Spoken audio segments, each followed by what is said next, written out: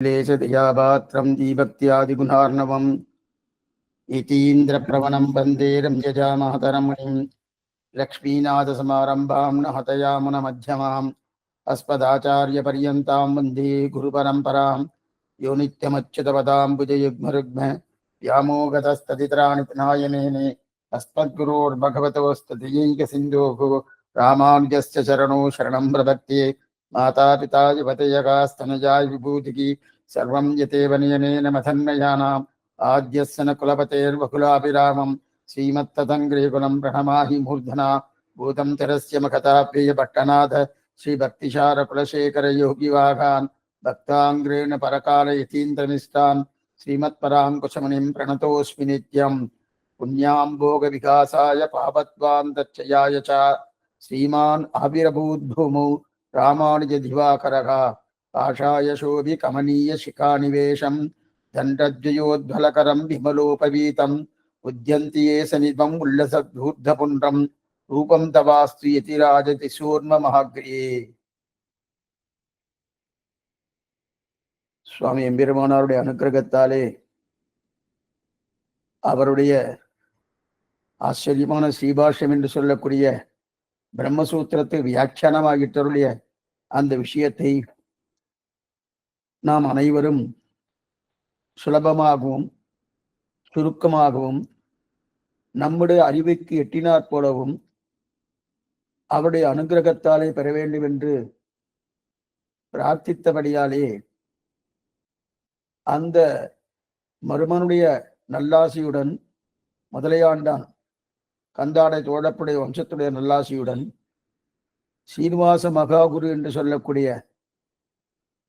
ஆச்சரியமான தொடையார் சுவாமியுடைய சிஷ்யராக இருக்கக்கூடிய ஸ்ரீனிவாச சுவாச்சாரியார் அனுகிரகித்த யதீந்திரமத தீபிகா என்கிற கிரந்தத்தை நேற்றைய தினம் தொடங்கி அனுபவிக்க பிராப்தமாகி உள்ளோம். இந்த அனுபவம் பரிபூர்ணமான ஒரு மனநிறைவை கொடுக்கக்கூடிய ஒரு அனுபவமாக இருக்க வேண்டும் என்று அதே எம்பெருமானாருடைய திருவிடையை பிரார்த்தித்துக் கொண்டு, எதற்காக இந்த வார்த்தை தெரிவிக்கிறேன் என்றால், நேற்றுக்கு முடிஞ்சது பிறகு சில பேரை கொஞ்சம் போன் பண்ணா, கொஞ்சம் சிரமமா இருக்கும் போல் இருக்கே சுவாமி அப்படின்னா. சிரமம் ஒன்றும் கிடையாது. ஏன்னா அடியன் சிரமத்தை போல தெரிவித்தேன், அது உண்மைதான். ஆனால் அத சிரமம் இருக்குமான்னா நிச்சயம் இருக்காது. ஆச்சாரனுடைய சம்பந்தம் இருக்கிற வரைக்கும் நமக்கு எந்த சிரமமும் இருக்காது. அவர் சுலபமா கொடுத்துருவார். பகவானை நம்பினாலாவது கொஞ்சம் சிரமங்கள் வருவதற்கான வாய்ப்புகள் இருக்கு. அது நேரடியாவே சொல்றேன் அடியே. ஆனால் ஆச்சார நம்பின்னு இருக்கோம். காரே கருணை ராமானுஜா இக்கடலிடத்தில் ஆரே அறிபவன் என் அருளின் தன்மை. அதனால சிரமமே இருக்காது, நன்னா புரியும். ரெண்டாவது, நம்ம ஆத்துக்குள்ளேயே நம்ம குழந்தைகளை எதிர்த்து பேசுவா. இந்த மாதிரிலாம் நீங்க சொல்றீங்களே, இதுக்கெல்லாம் ப்ரூஃப் இருக்கா? இதுக்கெல்லாம் நமக்கு ஏதாவது உதாரணம் காட்டலாமே அப்படின்லாம் கேட்பா. அப்ப நம்ம முழிச்சுட்டே இருப்போம். என்ன பண்ணலாம்? குழந்தைக்கு பதில் சொல்ல முடியாம போயிடும். நமக்கு மன வருத்தம் இருக்கும். நாம இப்படி இருக்கமே, குழந்தை இப்படி இருக்கு. ஏன்னா அவ பள்ளிக்கூடத்துக்கு போறா, 4 பேரை மீட் பண்றா, அவளுடைய கருத்துக்கள்லாம் இந்த குழந்தையுடைய மனசுல திணிக்க ஆரம்பிப்பா.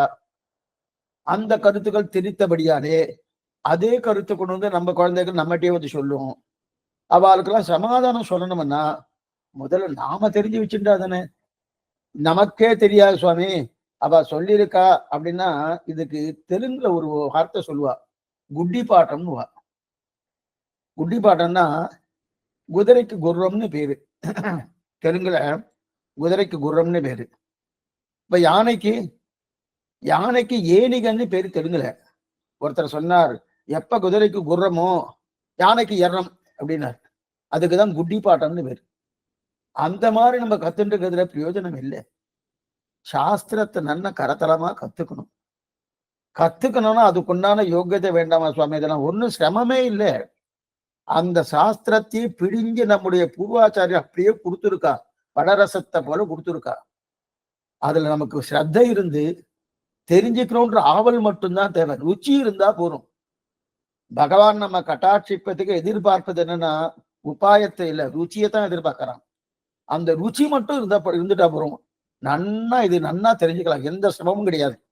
நம்ம ஆத்துக்குள்ளேயே நிறைய நாஸ்திகவாதங்கள் வீழ்விழாம் அப்படின்னு ஆத்துல இருக்கிறவர் குறை சொல்லணுன்றதுக்காக சொல்லல. நீ ஏன் அடியவுடைய ஆத்திரையும் இருக்கலாமே, ஏன் கூடாது? ஏன்னா இந்த இந்த லோகமோ பின்ன ருச்சிக்கு நிறைய பின்னப்பட்டுதான் இருக்கு. நிறைய வார்த்தைகள் எங்கெங்கோ என்னன்னோ. அதுல இன்னைக்கு செய்தித்தாள் எடுத்தோம்னோ, அதுவும் தொலைக்காட்சி வந்துருச்சுனாலே எத்தனையோ இது எத்தனையோ வந்துட்டு இருக்கு. அதுல சிலது நமக்கு அனுகூலமா இருக்கும், சிலது பிரதிகூலமா இருக்கும். அது அவரவர்களுடைய நிலைக்கு தகுந்தா போல பிரதிகூலத்தையும் அனுகூலமா எடுக்க வேண்டிய ஒரு நிர்பந்தமும் வந்துடும் அவளுக்கு. அதை கொண்டு வந்து அப்படியே நம்மகிட்ட அப்ளை பண்ணுவா. இப்ப அவளுக்கெல்லாம் சமாதானம் சொல்லணுமோனோ, சுவாமி நீங்க என்னவோ சொல்லிட்டு இருக்கேள், அவன் மூட நம்பிக்கையில சொல்லிட்டு இருக்கேள், கடைசியில இந்த ஒரு முத்திரையை குத்துவா. இது மூட நம்பிக்கை கிடையாது. மூட நம்பிக்கை இப்ப நான் சொன்னேன், குதிரைக்கு குர்ரம் யானைக்கு ஏறும், அதுதான் மூட நம்பிக்கை. மூட நம்பிக்கை இல்லை, இது சாஸ்திர சம்மதம். இது முன்னோர்களால காட்டப்பட்ட வழி. அது மட்டும் இல்ல, இன்னைக்கு எத்தனை அறிவியல்காரர்கள் வந்தாலும், அதாவது இதற்கு முன்னாடி சொல்லப்பட்ட அந்த சாஸ்திரம், வேதவியல் சாஸ்திரமாகட்டும், அதே போல ஜோஷி சாஸ்திரமாகும், அதிலிருந்து ஏதாவது மாறுபட்ட கருத்து அறிவியல் சொல்றாருன்னா சொல்லவே முடியாது. எதுவுமே சொல்ல முடியாது. இன்னும் கேட்டா அவன் நிறைய செலவழிச்சு ஏதோ ஒண்ணு கண்டுபிடிக்கிறா. இங்க இவாலாம் என்ன பண்றதுமா, ஒண்ணுமில்லா ஒரு குடிசை முணுக்குன்னு விளக்க எரிஞ்சுட்டு இருக்கும். அந்த விளக்கு எரிகிற முணுக்கு எரிஞ்சிட்டு இருக்க அந்த சூத்திரத்தை பார்த்து இந்தந்த கோள்கள் இந்தந்த நிலைக்கு வருது இன்னைக்கு ககரணம் சொல்லிட்டு இருக்கான்னா எத்தனை ஞானவாளுக்கு இருந்து இருக்கணும். அதனால நம்ம அதை வைத்துக் கொண்டு இது மூட நம்பிக்கை கிடையாது. அவ சொல்ற வார்த்தையெல்லாம் சத்தியமான வார்த்தை. அந்த சத்தியமான வார்த்தையை நமக்கு நன்னா ஸ்பட்டம் போட்டு காமிக்கணுமோனோ, அது காமிக்கணும்னா ரொம்ப பெரிய கிரந்தமா இருக்கு ஸ்ரீபாஷ்யம். ரொம்ப சிரமமா இருக்கு. அது மட்டும் இல்ல, புரிந்து கொள்வது கொஞ்சம் சிரமம். ஏன் சுவாமி அவர் சூழலித்தமா எழுதியிருக்கப்படாதன்னா, எம்பெருமானார் எழுதின காலம் வேறு, யதீந்திர மத தீபிகா சீனிவாசாச்சாரிய சுவாமி எழுதின காலம் வேறு. எம்பெருமானார் எழுதின காலம் என்பது 1000 வருஷத்துக்கு முன்னாடி, இவர் எழுதின காலம் என்பது 400 வருஷத்துக்கு முன்னாடி. ஆனால் என்ன வித்தியாசம்னா, எம்பெருமானார் எழுதப்பட்ட காலத்திலே நிறைய புறச்சமைகள் நிறைய பேர் இருந்தார். அந்த புறச்சமைகள் இருந்தது மட்டும் இல்ல, உபய வேதாந்தத்தை அவ ஒப்புக்கொள்ளவே இல்லை. என்ன புரிஞ்சுக்கோ, உபய வேதாந்தம்னா திராவிட வேதாந்தத்தை ஒப்புக்கொள்ளவே இல்லை. இன்னைக்கு அநேகமா இன்னைக்கு நிறைய ஸ்ரீ வைஷ்ணவர் அல்லாதவர்கள் ஒரு புகார் ஒண்ணு உண்டு. திருவாய்மொழி மற்ற ஏனைய கிரந்தங்கள்லாம் தமிழ்ல இருக்கு, வியாக்கியானத்துல வந்து இவளுக்கு தெரிஞ்ச பாஷையில ரொம்ப முக்கியமான பாஷை மணிப்பிரபாலத்தை எழுதி வச்சுட்டு இருக்கா. இவாளுக்கு தான் தெரியும் போட்டுருக்குன்னு எழுதிண்டா அப்படின்னு ஒரு பெரிய புகாரே பண்றா. அவளுக்கு ஞானமே இல்லாம அந்த வார்த்தையை பேசுறா. அவ ஏன் அந்த மாதிரி எழுதினான்? ஏன் மணிப்பிரபால திருப்பல்லாண்டு தமிழ், திருவாய்மொழி தமிழ், ஆனா வியாக்கியானம் பார்த்தா மணிப்பிரபாலத்துல இருக்கு. ஏன்னா அன்னைக்கு இந்த இதெல்லாம் ஒத்துக்கவே இல்லை. இப்ப அவ பாஷையில சொல்லணுமோனோ, இப்ப அப்படியே உங்க வீட்டு தமிழ்ல பேசிட்டு இருக்கேன், தமிழ்ல பேசி தெலுங்கு காலட்சேபமா இருந்தா என்ன பண்றது? இப்ப இதே மாதிரி தமிழ்ல பேசினா அவளுக்கு புரியாது. அவ பாஷையில சொல்லணுமோனோ, அவ பாஷை சம்ஸ்கிருத பாஷை, அந்த சம்ஸ்கிருத பாஷையில சொன்னதான் அவளுக்கு புரியுமே தவிர, அவளை புரிய வைக்கிற நிர்பந்தத்துக்காக அன்னைக்கு அந்த மாதிரி பண்ணப்பட்டதை தவிர, இவாளுக்கு ஏதோ சாதுரியம் இருக்கு, ஞானம் அதீதமான ஞானம் இருக்குன்றதுக்காக எதில் இதெல்லாம். அது எதுக்கு சொல்ல வந்தேன்னு, அதே போல அன்னைக்கு எம்பெருமானார் பண்ணினாருன்னா அன்னைக்கு நிறைய புறச்சமைகள் அவளுக்காக பிரம்மசூத்திரத்துக்குண்டான வியாக்கியானத்தை பண்ண வேண்டிய நிர்பந்தம். பாராசரிய வசஸ்சுதாம் உபனிஷத் துக்தாதி மக்ஜோத்ருதாம் சம்சாராக்னி விபீதன விபகத பிராராப்த சஞ்சீவினிம் பூர்வாச்சாரி சுரக்ஷிதாம் பகுபதி வியாகாத தூரஸ்திதாம் ஹானீதாம் து நிஜாட்சரைகி சுமனசகா பௌமா பிபந்த்வந்தகம். சுவாமி என்ன மாதிரி தெரிவிக்கிறார்? இந்த ஸ்ரீபாஷ்யத்தை யார் பருகுனன்றன? நடுநிலையாளர்கள் பருகலான்னு சொன்னார். நானா பாத்துங்கோ, நடுநிலையாளர்களா இருக்கக்கூடியவர்கள் இதை பருகலாம். அப்படின்னா அவருக்கு ரொம்ப காமனா எழுதியிருக்கார். வைஷ்ணவ சம்பிரதாயத்தை முன்னிட்டு கொண்டு எழுதல, ஆழ்வாராஜர்களை முன்னிட்டு கொண்டு எழுதல. ஆனால் ஆழ்வாராஜர் சீசுக்கு கொண்டுதான் எழுதியிருக்கார்.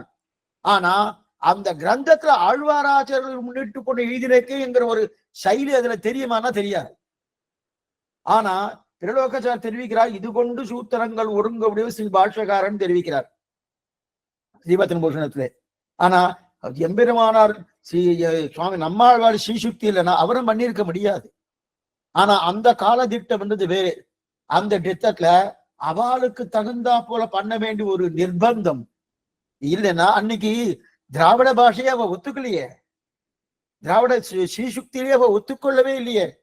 ஒத்துக்கொள்ள ஒரு நிலை இருந்தபடியாலே அன்னைக்கு அந்த மாதிரி ஒரு பண்ண வேண்டிய நிர்பந்தம் வந்துடுத்து. அந்த சிரமங்கள்லாம் இன்னைக்கு இருக்கக்கூடிய, இன்னைக்கு என்ன 400 வருஷத்துல இந்த ஸ்ரீனிவாசாச்சார சுவாமிக்கு இந்த நிர்பந்தமே கிடையாது. உபயவேதாந்தம் ஒத்துக்கொள்ளப்பட்டது. ஆச்சரியமா எல்லா சன்னதியிலுமே நல்ல உபயவேதாந்தம் ஓதப்படுகிறது. இன்னைக்கும் சில திவ்ய தேசங்கள இது வேண்டான்னு என்ன கோர்ட்ல கேஸ் போட்டே தள்ளி இருக்கா. அது பேரை சொல்ல விரும்பல. இன்னைக்கு இருக்கு. ஆனா அன்னைக்கு இருந்த சிரமங்கள் இன்னைக்கு அவ்வளவு இல்லை. சில சன்னதியில ஓதப்படுவது 4000 தீபி பிறந்து உள்ள வரப்படாது, வெளியில வேணா சேவிச்சுங்கோ அப்படின்னு சில சன்னதிகள் இருக்கு பாரத தேசத்திலேயே. எதுக்கு சொல்ல வந்தேன்னா அந்த மாதிரி சிரமங்கள் அன்றைய காலத்துல காலத்திட்டத்துல இருந்தது. அதுவும் அன்னைக்கு ரொம்ப தூபமான காலம். அதனால எம்பெருமான பண்ண வேண்டிய நிர்பந்தம், அந்த நிர்பந்தமே இல்லாம நமக்கு லலிதமா நன்னா புரியுற மாதிரி ஆச்சரியா புரியும். அதே மாதிரி என்ன ஆழ்வாவுடைய பாசுரங்கள் துணை கொண்டே பண்ணியிருக்கார். ஆனா அங்க எம்பெருமானா ஸ்ரீபாஷத்துல ஆழ்வாவுடைய பாசுரங்கள் மேற்கோளா ஒரு இடத்துல எடுத்திருக்காருன்னா கிடையவே கிடையாது, ஒரு இடமும் கிடையாது. ஆனா இது பெரிய மன உளைச்சலோடய எழுதியிருப்பார் சுவாமி. இங்க சுவாமி சொல்லுவார் எவ்வளவு வருத்தப்பட்டு எழுதியிருப்பார். ஆழ்வார் ஸ்ரீசக்தி கோட் பண்ண முடியலையே. இப்ப காலக்ஷேபம்னாலே ஆழ்வார் ஸ்ரீசக்தி சொல்லாம, இத்தனைக்கும் அனத்தியனக்காரன்னு பேரு. அனத்தியனக்காரத்துல சேவிக்கப்படாதே தவிர தாராளமா காலக்ஷேபங்கள் அந்த காசரங்களை எடுத்து கையாளலான்னு நம்ம சம்பிரதாயம் ஒத்துக்கொள்ளப்பட்டிருக்கு. ஆனா அது கூட அவரால் பண்ண முடியல. பண்ணாவ ஒத்துக்க மாட்டார். அந்த நிர்பந்தம் அங்க இருந்தது. அந்த நிர்பந்தங்கள் இதுவுமே இல்லாமல் ரொம்ப சூழலித்தமா நமக்கு ஆனந்தமா கொடுத்திருக்காரு இல்லையா.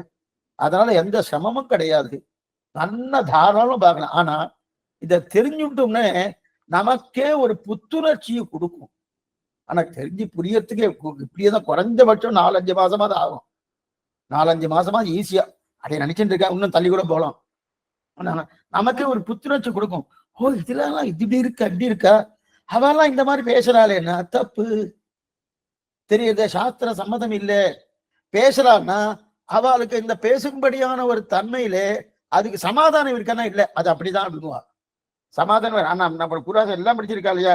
ரெண்டாவது இன்னைக்கு ஆட்சேபனம் பண்ணக்கூடிய சுவாமிகள் யாருக்குமே அநேகமா அவ்வளவு தூரம் அவளுக்கெல்லாம் ஒன்றும் தெரியறதில்லை. அவ சொன்னா நான் சொல்லிட்டு இருக்கேன், நீ ஏன் இந்த கேள்வி கேட்ட அப்படின்னா எனக்கு தெரியாது சுவாமி, அவ கேட்டுண்டா அதனால நான் கேட்டுங்க. இவனுக்கு இந்த ஞானமும் கிடையாது, இந்த அறிவும் கிடையாது. ஏன்னா சம்பிரதாயத்துக்குள்ளேயே சில வாத போர்கள்லாம் நிறைய இருக்கு. ஏன் சம்பிரதாயத்துக்குள்ளேயே இதெல்லாம் சில இதெல்லாம் பண்ணிட்டு இருக்கா, இருக்கட்டும். அதே மாதிரி சுவாமி அன்னைக்கு இன்னைக்கு எப்படியோ அதே மாதிரி அன்னைக்கு கூட எல்லா வாதத்துக்கும் சுவாமி போக மாட்டார். ஏன் போக மாட்டார்னா சில வாதங்களை சுவாமி அவர் மௌனமா இருந்தாலும் அந்த வாதம் பூர்த்தி ஆயிடும். இப்ப நமக்கே இங்க சில வாதங்கள் வந்து ஆத்துக்குள்ளேயே வரலாம், பக்கத்து வீட்டுக்காரால வரலாம், அண்ட வீட்டுக்காரர் வரலாம், எத்து வீட்டுக்காரல வரலாம், இல்ல யாரோ பந்துக்களால வரலாம், நண்பர்களால வரலாம், தெரிஞ்சவளால வரலாம், வாசல்ல போறவளால வரலாம், ஏதோ ஒண்ணு வரலாம் இல்லையா. அவளுக்கெல்லாம் சமாதானம் சொல்லணும், அதுக்காக இதை தெரிஞ்சுக்கலாம். ஆனா இந்த சமாதானம் தெரிஞ்சுட்டு இருக்கிறதுனா எல்லாருக்கும் பதில் சொல்ல வேண்டிய அவசியம் இல்லை. முதல்ல நாம தெரிஞ்சுக்கணும்.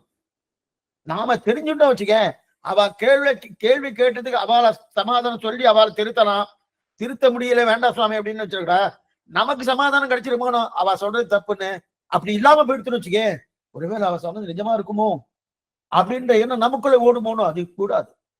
சுவாமி அன்னைக்கு சில வாதி பிரதிவாதங்களை என்ன பண்ணுவாருன்னா எல்லாத்துக்கும் போக மாட்டார். சிலதெல்லாம் என்ன பண்ணுவாருன்னா சுவாமி அவளை பார்த்த உடனே தன்னோட திருதண்டத்தை காமிப்பார். திருதண்டத்தை காமிச்ச உடனே வாழ முடிடுவா. என்னைக்குமே நம்ம கிட்ட நிறைய சரக்கு இருக்கு, நிறைய விஷயங்கள் இருக்குன்னா கேள்வி கேட்கறவா கேட்க மாட்டா. ஓ சுவாமி அவர்கிட்ட வேண்டாம் சுவாமி, நல்லா தெரிஞ்சு வரவரு, நாம எதாவது மாட்டிப்போம். ஏதாவது கேள்வி கேட்டாவிட நம்ம சமாதானம் சொல்லிட்டோம்னா திரும்ப எதையும் பேச மாட்டா. அவ பேசினதுக்கு இருந்துன்னு வச்சுக்கே சமாதானம். அந்த சமங்கள் ஒழிக்கிறது தீர்த்த மத தீபிகா. ஏன்னா நமக்கு இது இருந்தா தான் சம்பிரதாயத்தை ஸ்திரமா நிக்க முடியும். அப்படி அப்படி மாற தட்டி நிக்கலாம்னா இது இருக்கணும். இது இருந்தா தான் நிக்கணும். அப்படிப்பட்ட ஆச்சரியமான கிரந்தம். அது மட்டும் இல்ல, நமக்கு தெரியலன்னா என்ன பண்ணுவா தெரியுமா? நம்ம மேல ஏறி உட்காந்துருவா. நம்ம மேலே அதெல்லாம் நீங்க எல்லாம் அவ்வளவுதான் நீங்க அப்படின்னு சொல்லிட்டு நம்ம மேலே ஏறி உட்காந்துருவா இல்லையா, பேச ஆரம்பிச்சிருவா இல்லையா? அப்ப நம்ம நிறைய தெரிஞ்சுக்கணும். தெரிஞ்சுண்டு அதை பற்றி நடக்கிறோமோ நடக்கலையோ அது வேற விஷயம். நடக்கணும், அனுஷ்டானத்துல கொண்டு வரணும்.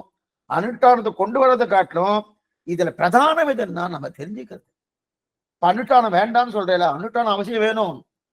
ஆனா அனுஷ்டானம் வேணுன்றதுக்காக இல்லையா சுவாமி என்னால அனுஷ்டானம் பண்ண முடியல, அதனால தெரிஞ்சு கொள்ளாம இருக்கேன்ற ஒரு நிலைக்கு வரப்படாது.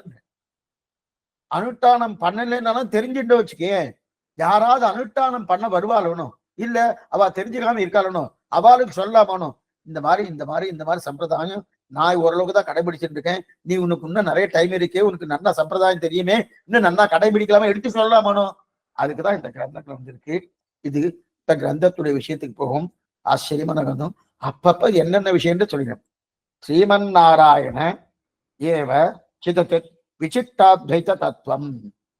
இந்த தத்துவமே 3 தத்துவங்களோடு கூடியது நம்ம சம்பிரதாயம். சித்தாந்தமே 3 தத்துவம். விசிஷ்ட அத்வைத்தம். விசிஷ்ட அத்வைத்தம். விசிஷ்ட அத்வைத்தம்னா நாராயணம் தான் தத்துவம்.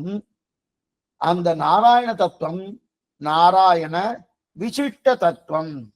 நாராயண விசிஷ்ட தத்துவம். விசிஷ்டன்ன நம்மது அத்வைத்தம் தான், சங்கராச்சாரியம் அத்வைத்தம் தான். நம்முடைய அத்வைத்தம் விசிஷ்ட அத்வைத்தம். அவரது வெறும் அத்வைத்தம். அவரது பிரம்மத்துக்கு 2வது இல்லை அவருடைய அத்வைத்தம். நாம பிரம்மத்துக்கு 2வது இல்லைன்னு சொல்றோம். நதஸ்ய அபியதிகஸ்ய திருஷ்யதே. பிரம்மத்துக்கு சமமானமோ மேம்பட்டமோ கிடையாது, பிரம்மத்துக்கு 2வது இல்லை சொல்றோம். எப்படிப்பட்ட பிரம்மத்துக்கு? கூடின பிரம்மத்துக்கு 2வது இல்லை. அதான் விசிஷ்ட. விசிஷ்ட என்கிற சப்தத்துக்கு கூடினன்னு பேரு. கூடினன்னு வந்துருத்தனாலே சித்தன்ன அச்சித்தன்ன இது 2ம் கூடியிருக்கக்கூடிய பிரம்மத்துக்கு 2வது இல்லை. அவா சொல்வது பிரம்மத்துக்கே 2வது இல்லை. பிரம்மத்துக்கே 2வது இல்லைன்னா பிரம்மத்தை போல 2வது இல்லை சொல்ல, பிரம்மத்துக்கே 2வது இல்லை, பிரம்மத்தை போல 2வது இல்லை. இது இருக்கு இல்லையா? அப்ப சம்பிரதாயமே கூடிய சம்பிரதாயம் நம்முடைய சம்பிரதாயமே. அததான் குழாங்களாய் அடியருடன் கூடி நின்று ஆடுகிறே அப்படின்னு தெரிவிக்கிறாளையா. அடியார்கள் குழாங்களையே உடன் கூடுவது என்று கொழு ஆழ்வார் வாசனம் இருக்கு இல்லையா? அப்பனா என்ன அர்த்தம்னா கூடி இருக்கணும். ஆண்டாளை தெரிவிக்கிறாளே, கூடி இருந்து குளிர்ந்து அப்படின்னு தெரிவிக்கிறாளையா. அப்படி கூடி இருக்கக்கூடிய ஒரு, அப்ப பகவான் எப்போதும் கூடிதான் இருப்பா. என்னென்ன கூடி இருக்கிறது? சித்தன்ன அச்சித்தன்ன ஈஸ்வரன் என்ன 3 தத்துவங்கள். இதுல சித்தத்துவம் என்பது ஞானம் இருக்கக்கூடிய தத்துவம். அஜித் தத்துவம் என்பது ஜட தத்துவம், ஜடம். அத ஞானம் இருக்கக்கூடிய தத்துவத்துக்கு தான் அஜட தத்துவம்னு பேரு. ஜடம்னா ஞான சூன்யம், அஜடம்னா ஞானம் இருக்கிறது, அஜட தத்துவம். இது அச்சித் என்பது ஞானசூன்யமான தத்துவம். இது என்ன ஜட தத்துவம். அச்சித் தத்துவம், ஜட தத்துவம். இந்த சப்தங்கள்லாம் கொஞ்சம் நீங்க அப்படியே குறிச்சு வச்சுக்கணும். புஸ்தகம் கையில இருந்துன்னு வச்சுங்க, உங்களுக்கு உங்க குரூப்ல ஒரு அட்டவணை ஒண்ணு வரும். வந்துருத்தோ இல்ல வரப்போறதோ தெரியாது, வரப்போறது. அது லோகதேசம் குரூப்லயும் வரும், அதே போல வையாரம் குரூப்லயும் வரும். அந்த அட்டவணை வரும். அந்த அட்டவணைப்படிதான் அடி தெரிவிக்க போறேன். அந்த அட்டவணையில முதல்ல என்னன்னு தெரிவிக்கிறேன். அது 2 சுவாமி பிரிக்கிறார். ரொம்ப ஆச்சரியமான கிரந்தம், ரொம்ப நல்லா இருக்கும். நமக்கு எடுக்க எடுக்க அடுத்தது என்ன இந்த மாதிரி வந்துட்டே இருக்கும். 2 பிரிக்கிறார். முதல்ல இதை முடிச்சுட்டு சொல்ல வரேன். இப்ப ஜட தத்துவம் ஒண்ணு, அஜட தத்துவம் ஒண்ணு. அஜட தத்துவம் தான் சித்தத்துவம், அச்சித் தத்துவம் ஜட தத்துவம், ஈஸ்வர தத்துவம். இந்த ஈஸ்வர இந்த 2யும் கூடி இருப்பவர் ஈஸ்வர தத்துவம். இப்ப இந்த ஈஸ்வர தத்துவம் இல்லையா, இந்த ஈஸ்வர தத்துவம் இந்த 2 தத்துவம் விட்டு பிரியவே மாட்டார், எப்பொழுதும் பிரியவே மாட்டார். இப்ப இதுக்கு ஒரு எக்ஸாம்பிள் சொல்றேன், நிதானமா போறேன், ஒன்னும் சிரமமே இல்லை, நமக்கு புரியும். காலக்ஷேபத்தை முடிக்கிறது பிரதானம் அல்ல, காலக்ஷேபத்தை புரிஞ்சு கொண்டு அதை நன்னா நம்ம அனுஷ்டானத்தை கொண்டு வரணுமோ இல்லையோ அது வேற இருக்கணும். ஆனா நமக்கு அந்த அனுஷ்டானத்தை கொண்டு வரணும்ன்ற ஒரு எண்ணம் வந்துட்டாலே போருமே. பகவான் அதை தலை கட்டி கொடுத்துருவார். எதுக்கு சொல்ல வந்தேன்னா, அந்த நிலை வருது போனோம். இப்ப விட்டு பிரியாத தன்மை, சித்தையும் அச்சித்தையும் விட்டு பிரியாத தன்மை தான் எது? பகவத் தத்துவம், ஈஸ்வர தத்துவம். சரி, இது எது போல? புஷ்பம் இருக்குதா, புஷ்பத்தை விட்டு மனம் விட்டு பிரியாது. புஷ்பத்தை விட்டு மனம் விட்டு பிரியுமா? பிரியாது. ரத்னத்தை விட்டு ஒளி பிரியுமா? ஒளி பிரியாது. அதே போல பிரம்மத்தை விட்டு சித்தும் அச்சித்தும் பிரியாது. சித்தும் அச்சித்தும் பிரியாது. புஷ்பத்தை விட்டு எப்படி மனம் பிரியாதோ, ஒளியை விட்டு எப்படி ரத்னம் பிரியாதோ, அதே போல சித்தும் அச்சித்தை விட்டு பிரம்மம் பிரியாது. மோட்சம் அடைவதற்கு ஸ்ரீமன்னாராயணனின் உபாயம். மோட்சம் போக பக்தியோ அல்லது பிரபக்தியோ பண்ணலாம். பக்தியாலும் அல்லது பெருமாளை ஆனந்தப்படலாம். பிரபக்தியாலும் அவரே உபாயம் என்று பற்றலாம். ஆக தத்துவம் எது? ஸ்ரீமன் நாராயணன் தத்துவம். அப்ப உபாயமும் ஸ்ரீமன் நாராயணனே, தத்துவமும் ஸ்ரீமன் நாராயணனே. தத்துவம்னா என்ன சொன்னேன்? விசிஷ்ட தத்துவம். விசிஷ்ட தத்துவம் சேத்தனம் என்ன, அச்சேதனம் என்ன, இதோடு சேர்ந்து அது மறுபடியும் திருப்பி திருப்பி சொல்லிருக்கேன். நீங்க புஸ்தகத்தை வச்சுட்டு எழுதிட்டே வந்துட்டேதான் நன்னா புரியும். அதுவும் கிரந்தம் வந்து கிரந்தம் கிடைக்கிறது. ஸ்ரீரங்கத்துல ஸ்ரீ வைஷ்ணவ ஸ்ரீ புத்தகசாலையில இது நன்னா கிடைக்கிறது, ஒன்றும் கஷ்டமே இல்லை. யதீந்திரபத தீபிகான்னு இருக்கு, அந்த கிரந்தம் நல்லா கிடைக்கிறது. கிரந்தம் வச்சுதான் இன்னும் ஆனந்தம், இன்னும் நல்லா புரியும்.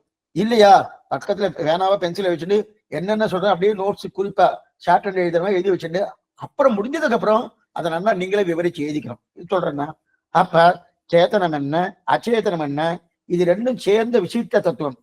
இப்ப புரியறதுக்காக சொல்றேன். என்ன புரியறதுக்காக என்ன சொல்றேன்னா, இப்ப இது ஒரு ஸ்கேல் இருக்கு. இது புஸ்தகத்துக்கு மேல வச்சுக்கதான் இந்த ஸ்கேலு. இந்த ஸ்கேலை நான் கையில பிடிச்சுட்டு இருக்கேன் இல்லையா? இப்ப இதுக்கு ஆதாரமா நான் இருந்துட்டு இருக்கணும். இந்த ஸ்கேலை என்னை விட்டு பிரியலை. ஸ்கேல் என்னோடு இருக்கு, என்னை விட்டு பிரியலை. இப்ப கீழே வச்சுட்டேன், என்னை விட்டு பிரிஞ்சுடுத்து. இந்த மாதிரி சித்தத்துவம் அச்சித்தத்துவம் கிடையாது. விட்டு பிரியாது, விட்டு பிரியாது, விட்டு பிரியவே பிரியாது.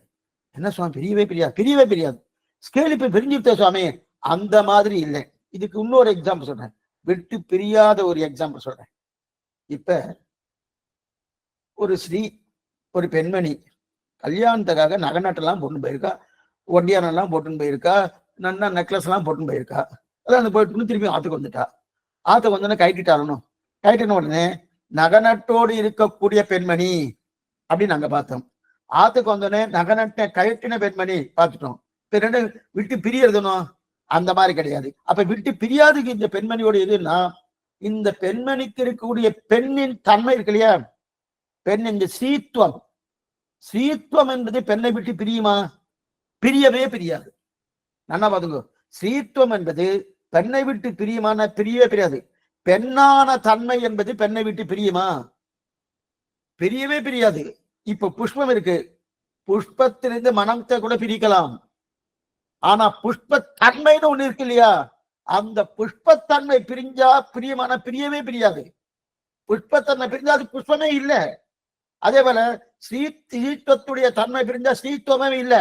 அப்ப ஸ்ரீத்துவங்கிற தன்மை பிரியாதனோ. அதே போல அச்சித்தும் அச்சித்துவம் ஸ்ரீத்துவத்தை போல பகவானுக்கு விட்டு பிரியாத தன்மை. என்னைக்கு விட்டு பிரியாது. இப்பவும் பகவானை விட்டு பிரியாம சித்தும் அச்சித்தும் இருந்துட்டு இருக்கு. எப்பவும் விட்டு பிரியாம இருக்காது. அப்பனா இப்ப ஒரு மேஜை இருக்கு. அந்த மேஜைக்கு பாலிஷ் எல்லாம் போடுறா, ஏதோ போடுறா, ஏதோ கலர் எல்லாம் போடுறா, இந்த என்ன வர்ண கலாபம்லாம் என்னமோ பண்ணிட்டு இருக்கா. அதெல்லாம் பிரிட்டு பிரியுமான தாராளமா பிரிக்கலாம். எப்படி சாமி பிரிக்கலாம்னா, அதை மேஜை பண்ண ஒரு கூட்டு கேட்டுக்கன்னா அதுக்கு நான் ஒரு அமிலம் இருக்கு, அமிலத்தை போட்டா அதெல்லாம் கல்ல வந்துடும்னாரு. ஆனா மேஜையான தன்மை இருக்கு இல்லையா, அது பிரிக்க முடியுமான்னா பிரிக்க முடியாது. இப்போ இது போல புஷ்பத்துக்கு புஷ்பத்துவம் என்கிற தன்மை இருக்கு இல்லையா, அதை பிரிக்க முடியாது. அதே போல பிரம்மத்தினிடத்துல பிரம்மத்துவம் இருக்கு இல்லையா, அந்த பிரம்மத்தை போல ஒட்டி கொண்டு இருக்கு சித்தும் அச்சித்தும். பிரம்மத்துக்கு பிரம்மத்துவம் பிரிக்க முடியுமா?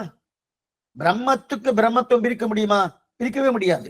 அந்த பிரம்மத்தை போல பிரம்மத்துவத்தை போல சித்தும் அச்சித்தும் ஒட்டி கொண்டிருக்கு. எதோட? பிரம்மத்தோட ஒட்டின்னு இருக்கு.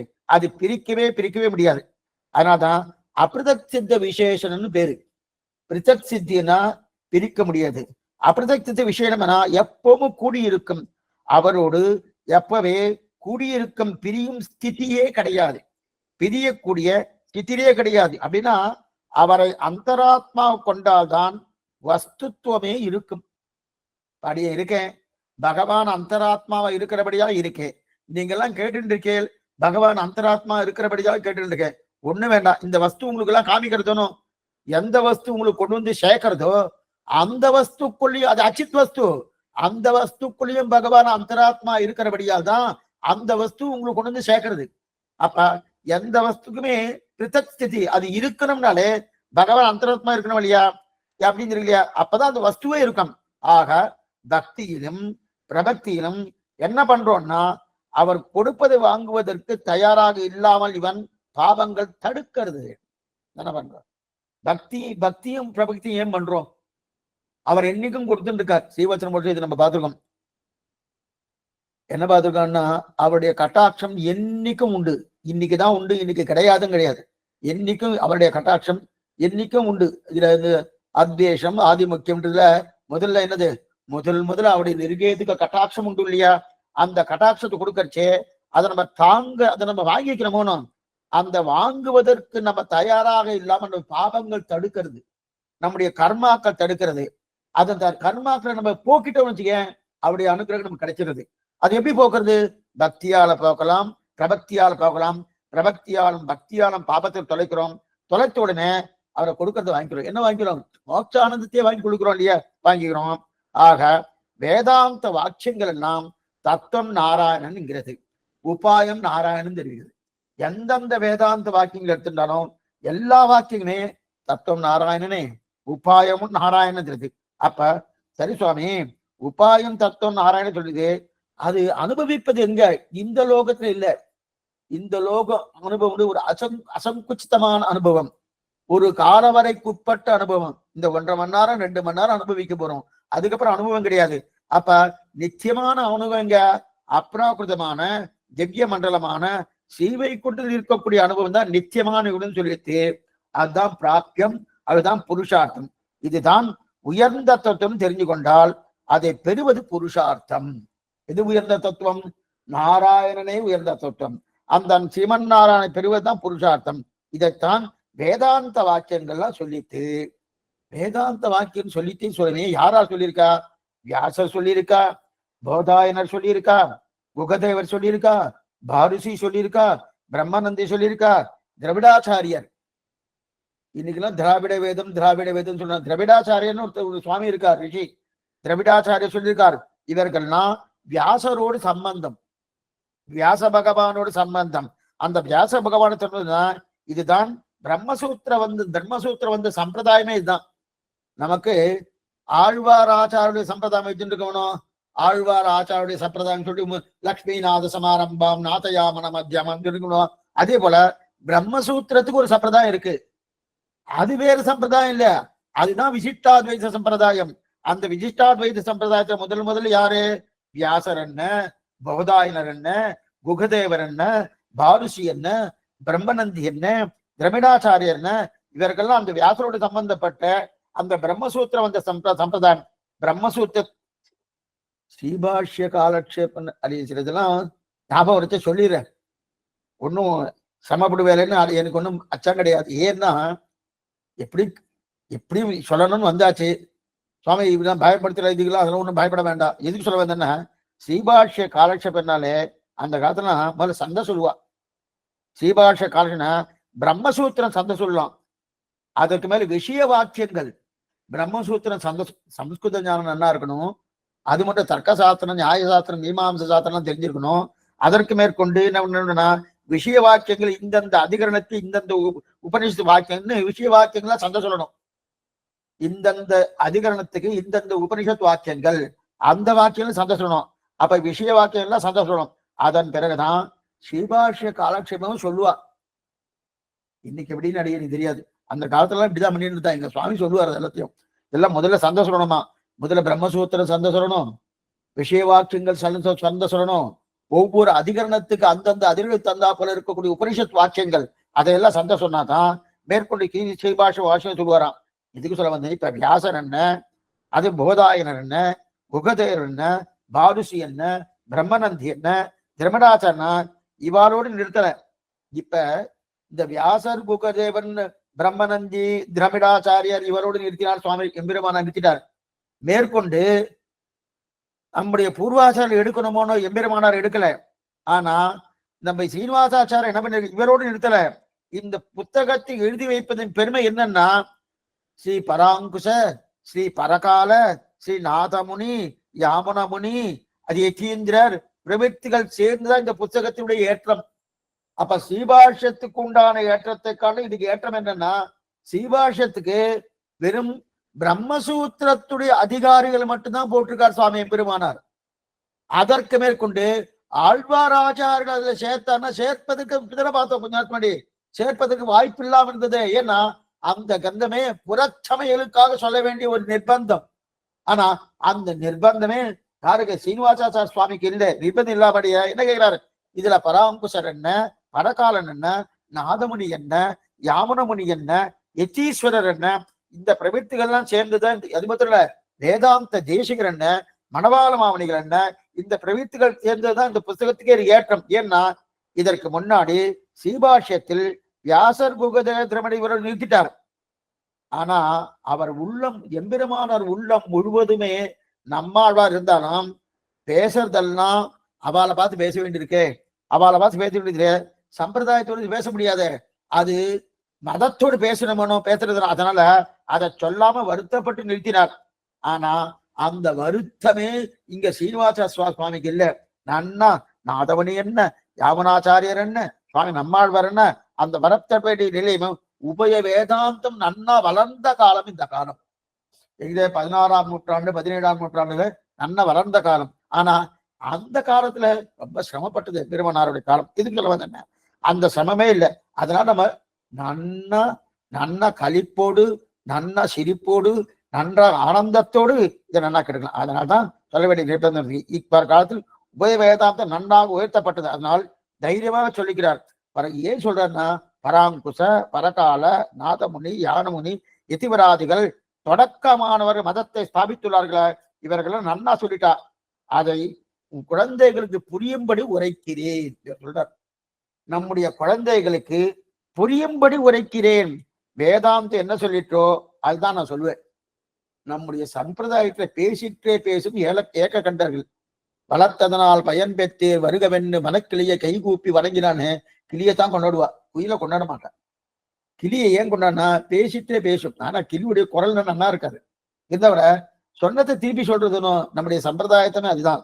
அதனால்தான் இவர்ல அவர் என்ன சொல்லியிருக்காளோ அதைத்தான் திரும்பினேன். வேதாந்தம் என்ன சொல்லித்தோ அதைத்தான் சொல்வேன். எனக்கு பிடிச்சிருக்குன்றதுக்காக இன்னொன்னு கிடையாது என்றார். எனக்கு இது பிடிச்சிருக்கு சுவாமி, எம்பெருமான் நான் சொல்ல மறந்துருப்பார், நான் பார்த்து இதை சொல்றேன் என்னன்னா, அந்த மாதிரி சொல்லக்கூடிய சம்பிரதாயம் நம்முடைய சம்பிரதாயமே கிடையாது.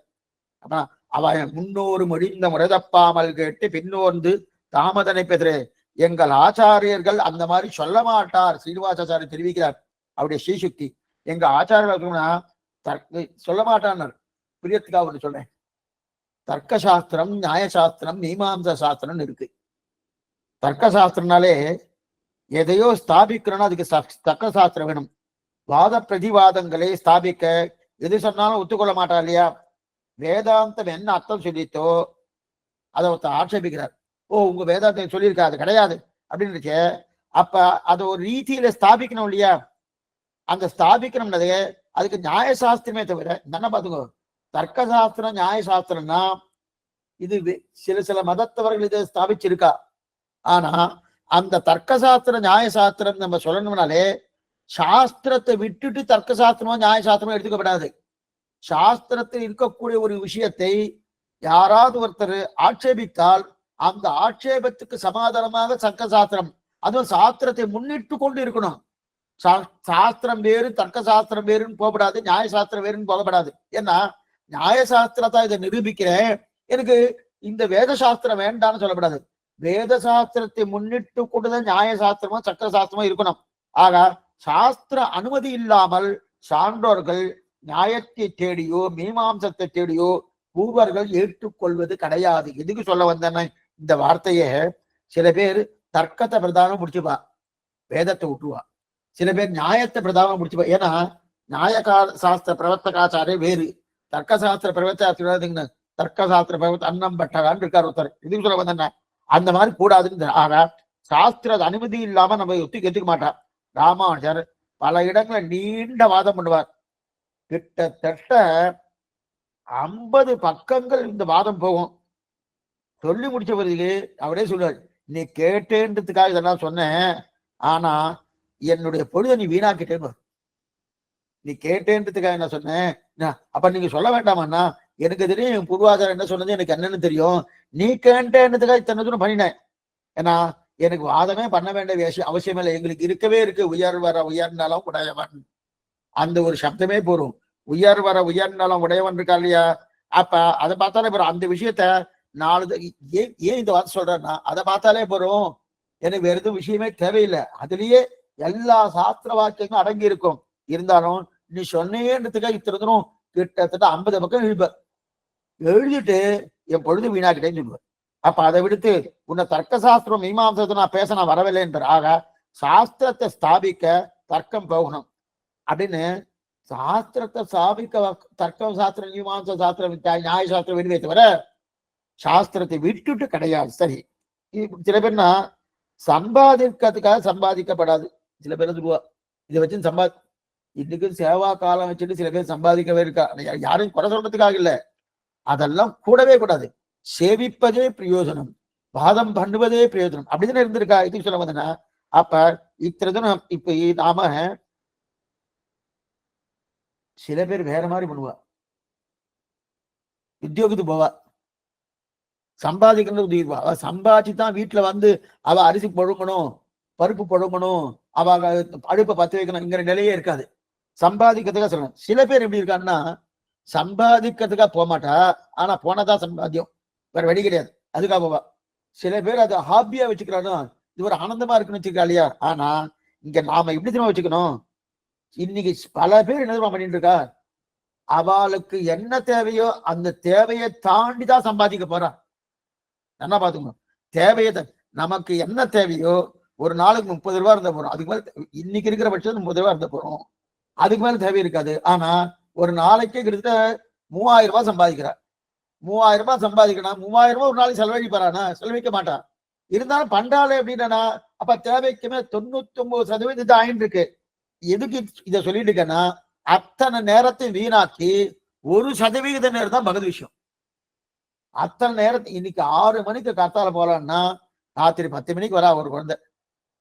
என்ன வயசு சுவாமி? 35 வயசு ஆயிடுச்சு சுவாமி, இப்பதான் கல்யாணம் ஆயிடுச்சு, மனைவிய ராத்திரி இது 10:30 மணிக்கு 11 மணிக்கு பாக்குறாரு, உடனே தூங்கிறார். காலத்தால எழுந்து 6 மணிக்கு பல்ல தேய்ச்சுட்டே இருக்காச்சு, ஊட்டிகிட்டே இருக்கா, போயிட்டே இருக்கா அப்படின்றா இல்லையா? அந்த மாதிரி இருந்தா பிரயோஜனம். அப்ப 1% பகுதி விஷயம் இருந்தா அப்ப சம்பாதித்ததே புருஷார்த்தம் நினைக்கணும். நமக்கு கர்ணகாலை பேருங்கள் கொடுத்தது இந்த புருஷார்த்தத்தை ஒரு உபாய மார்க்கம். இது என்ன, நமக்கு உபாயம் எது? பகவான் திருவடி என்ன நினைக்கிறோம்னா, ஆனா புருஷார்த்தம் தான் கைங்கரியம் நினைக்கணும். இது இத்தனை நினைக்கணுமோ அப்படி. திருச்சாமி சரி இதெல்லாம் சொல்லிட்டு இருக்கல, எதுக்காக இதெல்லாம் சொல்லி இருக்கிற? ஒண்ணுமே இல்லை, அவர் சொல்றாரு, சீனிவாசா சார் சொல்ற அந்த நிலையோடு இருக்கணும். அது மட்டும் இல்ல, இப்ப நான் உங்களுக்கு சொல்ல போறேன், யார் அவர் சொல்றாரு, உங்களுக்கு சொல்ல போறேன், என்னுடைய புத்திக்கு உங்களுக்கு சொல்றேன். சொல்றது நான் இல்லை, மகாச்சாரியரான சுவாமி தொட்டையாச்சார சுவாமி அவருடைய கிருபையோடு கூடிய அடியேன் சொல்றேன். இந்த திருவேங்குடைய கிருபையால சொல்றேன், அடியுடைய ஆச்சாருடைய கிருபையால் சொல்றேன். அப்படிப்பட்ட அடியேன் இந்த வேதாந்த மதத்தை ராமானுஜ சாதித்த சித்தாந்தத்தின் சரித்திரத்தை சுருக்கமாக சொல்ல போகிறேன். அதற்கு தான் பெயர் யதீந்திர மத தீபிகா என்கிற பெயர். இதுக்கு சாரீரிக பரிபாஷான்னு பேர். இந்த யதீந்திர மத தீபிகா இருக்கு இல்லையா, இதுக்கு சாரீரக பரிபாஷா. சாரீரகம், சாரீரகம்னா இது பிரம்மசூத்திரத்துக்கு முன்னாடி இருக்கக்கூடிய 20 அத்தியாயங்கள். 20 அத்தியாயங்கள் சாரீரக மீமாம்சா பாஷ்யம் சொல்றோம். அதாவது 4 கூட்டல் 12 கூட்டல் 4 இந்த கணக்கு பேர் தான் சாரீரக மீமாம்சா. சாரீரக மீமாம்சா இதுக்குன்னு புஸ்தகம்லாம் நிறைய வேலுக்கூட வரதாச்சார சுவாமி போட்டிருக்காரு, ரொம்ப ஆச்சரியமான புஸ்தகங்கள் சாரீரக மீமாம்சான்னு. இப்ப பூர்வ மீமாம்சம் முழுவதும் வேதத்தின் கர்ம விசாரம். சுருக்கமா சொல்றேன், ஏன்னா இதுக்கு நான் போக வேண்டாம். பூர்வ மீமாம்சம் முழுவதும் வேதத்தின் கர்ம விசாரம். அதன் பிறகு உத்தர மீமாம்சரை. மீமாம்சனா என்ன சுவாமி? முதல்ல நீங்க மீமாம்சன்னா பூஜ்ய விசாரே மீமாம்சான்னு பேரு. உயர்ந்த விஷயத்தை பத்தி பேசுவதை பற்றி சொல்வதுதான் மீமாம்சான்னு பேரு. புரியத்துக்காக சொல்றேன். நம்ம ஆத்துல நம்ம குழந்தைகளோடும் தாயார் தகப்பனாரும் ஆழ்வார் ஆச்சார பத்தி பேசிட்டு இருக்கோம். மீமாம்சா பேசிட்டு இருக்கான்னு சொல்லணும். புரியல? இதுதான் அதுக்கு சரியான எக்ஸாம்பிள்.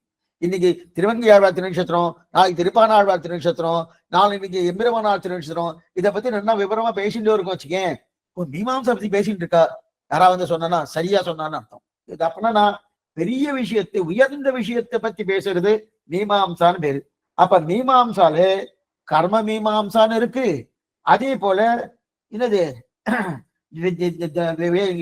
திராவிட பிரம்ம மீமாம்சான்னு இருக்கு. கர்ம மீமாம்சா இருக்கு, பிரம்ம மீமாம்சா இருக்கு. கர்ம மீமாம்சான்னு என்னது? அதுக்கு பூர்வ மீமாம்சான்னு பேரு. உத்தர மீமாம்சான்னு என்னது? பிரம்ம மீமாம்சான்னு பேரு. உத்தர மீமாம்சா அத்தனையும் மீமாம்சானா பெரிய விஷயத்தை விசாரம் பண்றதுதான் மீமாம்சான்னு பார்த்தோம். நாம அதுக்கு எக்ஸாம்பிள் ஆழ்வாராச்சார சரித்திரத்தை பத்தி பேசுறது, அவருடைய சேட்டிதங்களை பேசுறது, அவருடைய குணநலங்களை பத்தி பேசுறது மீமாம்சான்னு பேர். அப்படி இருக்கச்சே இப்ப உத்தர மீமாம்சா என்று சொல்லக்கூடிய பிரம்ம மீமாம்சா பத்தி வியாசர் பண்ணினது. இதுக்குத்தான் பிரம்மசூத்திரன்னு பேர்.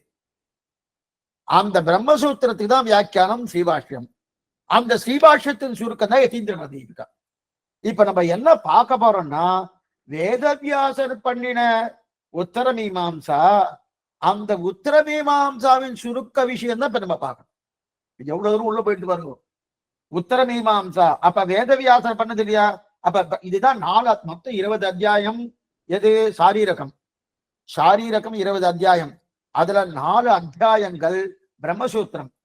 அப்ப பூர்வ மீமாம்சா அத்தனையும் ஜெய்மினி பண்ணது. வேதவியாசுடைய சிஷ்யர் ஜெய்மினி தான் பூர்வ மீமாம்சா அத்தனையும் பண்ணார்.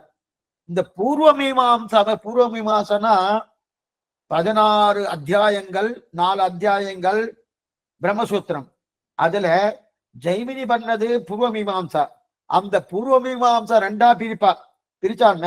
அதுல ஒண்ணு கர்மகாண்டம், மற்றொன்று தேவதா காண்டம்னு பேரு. இப்ப 3 காண்டம், மொத்தம் 20 அத்தியாயம். ரொம்ப கஷ்டப்படுத்த மாட்டேன். ஏன்னா இப்படி சொல்லிட்டே போனா கொஞ்சம் கன்ஃபியூஸ் ஆயிடும். மொத்தம் 20 அத்தியாயங்கள். இது ஸ்ரீபாஷத்துல ஆரம்பத்துல இதை தெரிவிப்பார். 20 அத்தியாயங்கள். 20 அத்தியாயத்துல முதல்ல கர்மகாண்டம் 1, தேவதா காண்டம் 1, பிரம்ம காண்டம்னு 1. அப்ப ஜெய்மினி பண்ண பூர்வ மீமாம்சத்தை 2ஆ பிரிப்பா. அதுல ஒண்ணு கர்மகாண்டம், மற்றொன்று தேவதா காண்டம். பண்ண வேண்டிய கர்மங்களை எல்லாம் விசாரித்தது கர்மகாண்டம். என்னென்ன கர்மாக்கள் பண்ணணுமோ அந்த கர்மாக்கள் விசாரித்தது கர்மகாண்டம். அது மட்டும் இல்ல, கர்மங்களால் ஆராத்தியமான தேவதைகள், எத்தனையோ தேவதைகளை, இந்திராதி தேவதைகள், அந்த தேவதைகளை பத்தி விசாரம் பண்றது தேவதா காண்டம். அவர்கள் தேவதா காண்டம். அந்த கர்மகாண்டம் 12, தேவதா காண்டம் 4. என்ன பாத்துக்கோ, சாரீர மீமாம்சான்னு பார்த்தோமோ, அந்த சாரீரக மீமாம்சா 20 அத்தியாயங்கள். அதுல கர்மகாண்டம் 12, தேவதா காண்டம் 4, மொத்தம் 16 ஆச்சா? 16. இது பூர்வ மீமாம்சான்னு பேரு. மீமாம்சா பூஜ்ய விசார மீமாம்சா, உயர்ந்த விஷயத்தில் விசாரம் மீமாம்சா. சரி, அந்த உத்தர மீமாம்சா தான். அந்த உத்தர மீமாம்சால சேர்ந்ததுதான் சாரீரகம்னு பேரு. அப்படின்னா இந்த சப்தம் எங்க இருந்ததுன்னா,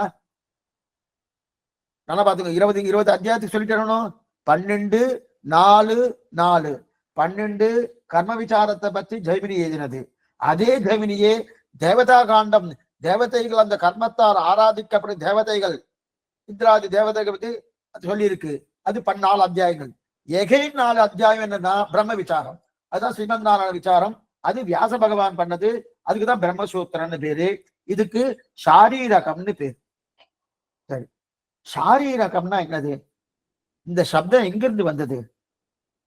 சரீரம், சரீர, சாரீரக, சம்ஸ்கிருத பாஷை தான். ஒன்னும் சிரமமே இல்லை. அது ஏன் திருப்பி சொல்லிட்டு இருக்கேன்னா, நிறைய சம்ஸ்கிருத பாஷை நீங்க உபயோகப்படுத்துற சமயம் புரியலன்னு கல்படுங்க. உடனே நான் தமிழ்ல சொல்லுவேன். சரீரம், சாரீர, சாரீரக. இந்த ஜெகத் அத்தனையும் பகவானுக்கு சரீரம் தானே. பகவானுக்கு ஜெகத் சர்வம் சரீரந்தே. இந்த ஜெகத்து முழுவதும் பகவானுக்கு சரீரம் தானே. இந்த சரீரத்தை கொண்டதான பிரம்மம். அப்ப இந்த பிரம்மத்தை பற்றின விசாரம். அப்ப இப்ப நாமும் சித்தும் அச்சித்தும் அவனுக்கு சரீரம் தானே. அப்ப இத பத்தி தானே விசாரிக்க போறோம். அப்ப சரீரத்தை பத்தி விசாரிக்க போவதுதான் சாரீரகம். எவ்வளவு சுலபமா இருக்கு பாருங்க. நம்ம சாரீரக மீமாம்சா சாரீரக மீமாம்சா என்னவோ சொல்லிட்டு இருக்காரு சுவாமி, ஒண்ணுமே வாயில நுழைய மாட்டேங்குது. ஒண்ணும் கட்டமில்ல. சரீரம், அந்த சரீரத்தை விசாரம் சாரீரகம். அந்த சாரீரக மீமாம்சான்னு சொன்னா ஜகத்தையே சரீரமாக கொண்டிருக்கக்கூடிய பிரம்மத்தை பற்றின விசாரம். புரியுதா? ஜகத்தையே சரீரமாக கொண்டிருக்க பிரம்மத்தை பற்றின இதுதான் பிரம்ம விசாரம். அப்ப சரீர விசாரம்னா அதுதான் பூர்வ மீமாம்சை. பகவானை பற்றி விசாரிப்பது உத்தர மீமாம்சை. நல்லா புரியுதுங்க. சரீரத்தை பற்றி விசாரித்து பூர்வ மீமாம்சை, பகவானை பற்றி விசாரித்து பிரம்ம உத்தர மீமாம்சை. ஆக இந்த மகாச்சாரன் கிருபை பற்றின என்னாலே இந்த நூல் சங்கிரகேன புரிந்து கொள்ள அளவிற்கு சுருக்கமாக கூறுகிறேன் அவரை தெரிவிக்கிறார். அப்படி அந்த ஸ்லோகத்தெல்லாம் எடுக்கல, எடுத்தோம்னா நாடியாடுறதுக்காக முதல்ல விஷயத்தை வந்து சொல்லிடுறேன். நான் சுருக்கமா சொல்றேன்றார். யாரு சொல்றாரு? அந்த சீனிவாசாச்சாரிய சுவாமி. அப்ப இது சுருக்கமா சொல்றேன். என்ன, என்னுடைய புத்திக்கு எட்டின அளவுக்கு சுருக்கமா சொல்றேன். எங்க ஆச்சாரியனு கொடுத்திருக்கார், அவர் நிறைய கொடுத்தார். என் புத்திக்கு ஏறின போனோம். சில பேர் என்ன சுவாமி இதைதான் சொல்ல நிறைய சொல்லியிருக்காரு, எங்க ஆச்சாரன் அவ்வளவுதான் சொல்லிக் கொடுத்தார், அடி எனக்கு அவ்வளவுதான் சொல்லிக் கொடுத்தார், அதுக்கு மேல அவருக்கே தெரியல போட்டுன்னு சொல்லுவார். அந்த மாதிரி சொல்லல சுவாமி. எங்க ஆச்சாரன் நிறைய கொடுத்திருக்கார், என்னுடைய புத்திக்கு எந்த அளவுக்கு எட்டி இருக்கோ அது அளவுக்கு கொடுக்குறேன், சுருக்கமா சொல்றேன். சுருக்கமா சொல்றேன்னு சொல்லிட்டார் இல்லையா? இனிமேதான் நீங்க ஜாகிரதையா கேட்கணும். இந்த சுருக்கமா கொடுத்துட்டு வரணும். இப்ப இந்த பிரம்மசூத்திரத்தை அப்படியே சுருக்கிட்டார். இத நமக்கு நன்னா புரியும்படி சொல்லணும்னா இதுக்கு ஒரு அட்டவணை போடணும். அட்டவணை போட்டாச்சுன்னா கொஞ்சம் நன்னா இருக்கும். அட்டவணை எப்படி போடுறது? 10 அவதாரமா இதை பிரிக்கிறார். 10 அவதாரமா இதை பிரிக்கிறார். 10 அவதாரம்னா என்னென்ன சுவாமி, என்னென்ன உண்டுன்னா ஒண்ணுமில்ல சுவாமி. 10 அவதாரம் பிரிக்கிறார். அந்த 10 அவதாரம் பிரிக்கிறச்சே அதுல ஒவ்வொரு அவதாரத்துக்கும் ஒவ்வொரு தலைப்பு கொடுத்து இந்தந்த அவதாரத்துல இது இது இருக்கு, இது இது இருக்கு அப்படின்னு தெரிவிக்கிறார். ஒவ்வொன்னு சொல்லிட்டே வரேன், ஆச்சரியமா சொல்லிடுறேன். அதுக்கு ஒரு அட்டவணை கொடுத்திருக்கேன். 2 பிரிக்கிறார். ஒவ்வொன்னையும் 2 பிரிக்கிறார். பிரிச்சு பிரிச்சு பிரிச்சு பிரிச்சு கொண்டு வர்றாரு. கொண்டு வரச்சே அதுல ஒவ்வொன்னு பார்க்கச்சே கடைசியில நாம வந்துடுறோம். கடைசியில நாம வரோம். அந்த நாம வரச்சேதான் ஓ இதுதானா சுவாமி, இது நல்லாவே தெரியுமே அப்படின்னு தெரியுதுங்களா? அந்த நிலையில் நம்ம கொடுத்துடுறார். இப்ப ஒவ்வொன்னா சொல்லிட்டு வரேன். முதல்ல பார்த்துட்டு வாங்க. ஒரே நிமிஷம். புஸ்தகம் இருக்கிறா, புஸ்தகம் எடுத்துட்டானா நல்லது. புஸ்தகம் இல்லாதவா இதுக்கு உங்களுக்கு ஒரு அட்டவணை கொடுத்துருக்கேன். பட் இப்பவே நீங்க பார்க்க முடியாது. அந்த அட்டவணையில 10 விதமான இது எடுத்திருக்காரு. அவதாரிகை எடுத்திருக்காரு. 10 விதமான அவதாரிகை. 10 விதம் அவதாரினா ஒவ்வொரு அவதாரிகளும் ஒவ்வொன்று சொல்ல வர்றார். அவதாரிகைன்னா அவதாரம்னு வச்சுக்கலாம். ஒவ்வொரு அவதாரிலையும் ஒவ்வொரு சொல்ல வர்றார். என்னன்னா இப்ப ஒவ்வொன்றா சொல்ற பாருங்க. அதாவது இதுக்குன்னு ஒரு படம் போட்டிருக்க. அந்த படத்தை தான் உங்களுக்கு இந்த இதுல போட்டிருக்கேன். இந்த இது இந்த வாட்ஸ்அப் பாக்குறேனே அந்த வாட்ஸ்அப்ல இதெல்லாம் போட்டிருக்கேன். நான் லோகதேசின் குரூப்லயும் போட்டிருக்கோம். அது மாதிரி அந்த குரூப்லயும் எத்தின் வையாரம் குரூப்லயும் வந்திருக்கும்னு நினைக்கிறேன். அது வந்திருக்கு. அதை பத்தி விவரம் நாளைக்கு சொல்றேன். ஏன்னா இன்னைக்கு நீங்க பார்த்திருக்க மாட்டேன். பார்த்ததுக்கு அப்புறம் நாளைக்கு அந்த விவரம் சொல்றேன். ஆனா என்ன 10 அவதாரங்கள் சொன்னேன். இப்ப தசாவதாரம் பெருமாளுக்கு 10 அவதாரம் தெரியுது. ஆழ்வார்கள் 10 பேருன்னு தெரியுது. திருவாழ்விழி 10 தெரியுது. அதே போல யதீந்திரமத தீபிகா 10 அவதாரம். அதை என்ன பண்றான்னா 2 பிரிக்கிறார். பிரிக்கச்சே இப்போ ஒரு விஷயம் இருக்கு, இன்னார்னு சொல்றேன். அந்த இன்னார 2 பிரிக்கிறார். அந்த 2 பிரிச்சல் அதுல 1 எடுத்துக்கிறாரு. அதில் 2 பிரிக்கிறார். அதுல 1 எடுத்துக்கிறாரு. அதை 2 பிரிக்கிறாரு. அதுல 1 எடுத்துக்கிறாரு. அதை 2 பிரிக்கிறாரு. கடைசியில நம்ம வரும்.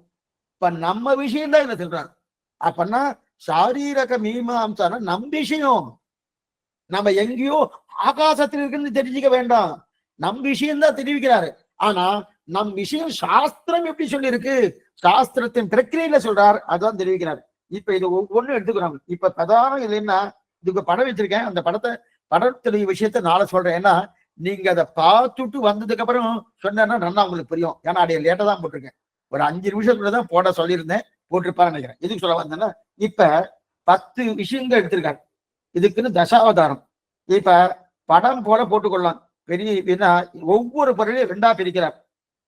என்னென்னா பிரமாணம், பிரமேயம். பிரமாணம், பிரமேயம் இதையும் 2ஆ பிரிக்கலாம். பிரமாணம், பிரமேயம் அப்படின்னு சொல்லிருக்காலே என்னன்னு பாக்குறேன். இப்ப 10 விஷயம் என்னன்னு சொல்றேன். முதல் அவதாரம், 2வது அவதாரம், 3வது அவதாரம், 4வது. அதனாலதான் சொன்ன புஸ்தகம் கொஞ்சம் இருந்தா இன்னும் கொஞ்சம் ரொம்ப யூஸ்ஃபுல்லா இருக்கும். ஒன்னும் சிரமமே இல்லை. இந்த புஸ்தகம் கிடைக்கிறது அவைலபிளா இருக்கு. ஸ்ரீரங்கத்தை கிடைக்கிறது. நீங்க கிருஷ்ணாச்சாரி நீங்க அவர் சொன்னாலே அவர் நேர போஸ்ட்லயே அனுப்பிச்சுடுவார். அதுக்கு உண்டான பணத்தை கொடுத்தாரு போஸ்ட்லயே அனுப்பிச்சுடுவார். முதல் அவதாரம், 2வது அவதாரம், 3வது அவதாரம்னு ஒரு அவதாரம் இருக்கு. முதல் அவதாரம் வந்து பிரத்யக்ஷ நிரூபணம் முதல் அவதாரம். 2வது அவதாரம் அனுமானிக்க நிரூபணம். 3வது அவதாரம் சப்த நிரூபணம். 4வது அவதாரம் பிரகிருதி நிரூபணம். 5வது அவதாரம் கால நிரூபணம். 6வது அவதாரம் நித்திய விபூதி நிரூபணம். 7வது அவதாரம் தர்மபூத ஞான நிரூபணம். 8வது அவதாரம் ஜீவ நிரூபணம். 9வது அவதாரம் ஈஸ்வர நிரூபணம். 10வது அவதாரம் அத்ரவ்ய நிரூபணம். இதான் எடுத்திருக்கார். இப்ப இது எப்படி எடுக்கிறார்? இந்த 10யும் 10க்குள்ள ஒவ்வொன்றையும் தனித்தனியா அலசுறாரு. ஒவ்வொன்றையும் 2 பிரிக்கிறாரு. இப்ப 10 எடுத்துக்கணும். இந்த 10 தான் இருக்குன்னு நினைக்க வேண்டாம். 10 ஒவ்வொன்னும் 2 பிரிச்சுட்டே வராரு. இது இத்தனையும் பார்க்கணும். முதல்ல இந்த 10 எப்படி பிரிக்கிறான்னு முதல்ல பார்த்துடுவோம். பார்த்து முடிச்சதுக்கு அப்புறம் அதுக்கப்புறம் இதெல்லாம் பார்க்கறதுக்கு ஒரு 2 காலட்சேபம் ஆயிடும். முதல்ல இன்ட்ரோடக்ஷன் பார்க்கறதுக்கு. அதுக்கப்புறம் வந்து ஒவ்வொன்றும் எடுத்து அப்ப பிரத்யக்ஷம்னா என்ன, பிரமாணம்னா என்ன, சப்தம்னா என்ன அப்படின்னு பார்க்கலாம். இப்ப 2 முதல்ல இருக்கு. பிரமாணம், பிரமேயம். நமக்கு பிரமாணம், பிரமேயம், பிரமாத்தான்னு 3 உண்டு. பிரமாணம் புரியறதுக்காக சொல்றேன். பிரமாணம்னா என்ன, பிரமேயம்னா என்ன, பிரமாத்தானா என்னன்னு பார்த்துருவோம். பிரமாணம் நமக்கு புரிஞ்ச பாஷையை சொல்லுவோம். திருவாய்மொழி பிரமாணம். பிரமேயம் திருவாய்மொழியில் சொல்லப்பட்ட பகவான் நம்பெருமாள் பிரமேயம். பிரமாதா நம்மாழ்வார். அப்ப பிரமாணம், பிரமேயம், பிரமாதான் இருக்கு இல்லையா? பிரமாணம் இருக்கு. இந்த பிரமாணம் பிரமேய இதை 2ஆ பிரிக்கலாம். பிரமாணம் பிரமேயத்தை 2ஆ பிரிக்கலாம். அப்படின்னா பிரமான்னா என்ன, கொஞ்சம் நன்னா கவனமா கேளுங்கோ. எழுதிக்கிறவா எழுதிக்குங்கோ. இல்ல அதுக்கப்புறம் இல்லைன்னா மறுபடியும் இதை எடுத்து சுவாமி மாதவன் சுவாமி மறுபடியும் இதை போடுவார். மறுபடியும் 2 தடவை கேட்டாதான் அது புரியும். இருந்தாலும் இப்ப நல்லா கேட்டுங்க. ஓ அப்ப கேட்டா புரியும்னு சொல்லிட்டாரு, இப்ப கேட்க வேண்டாம் போட்டுன்னு நினைச்சுக்க வேண்டாம்.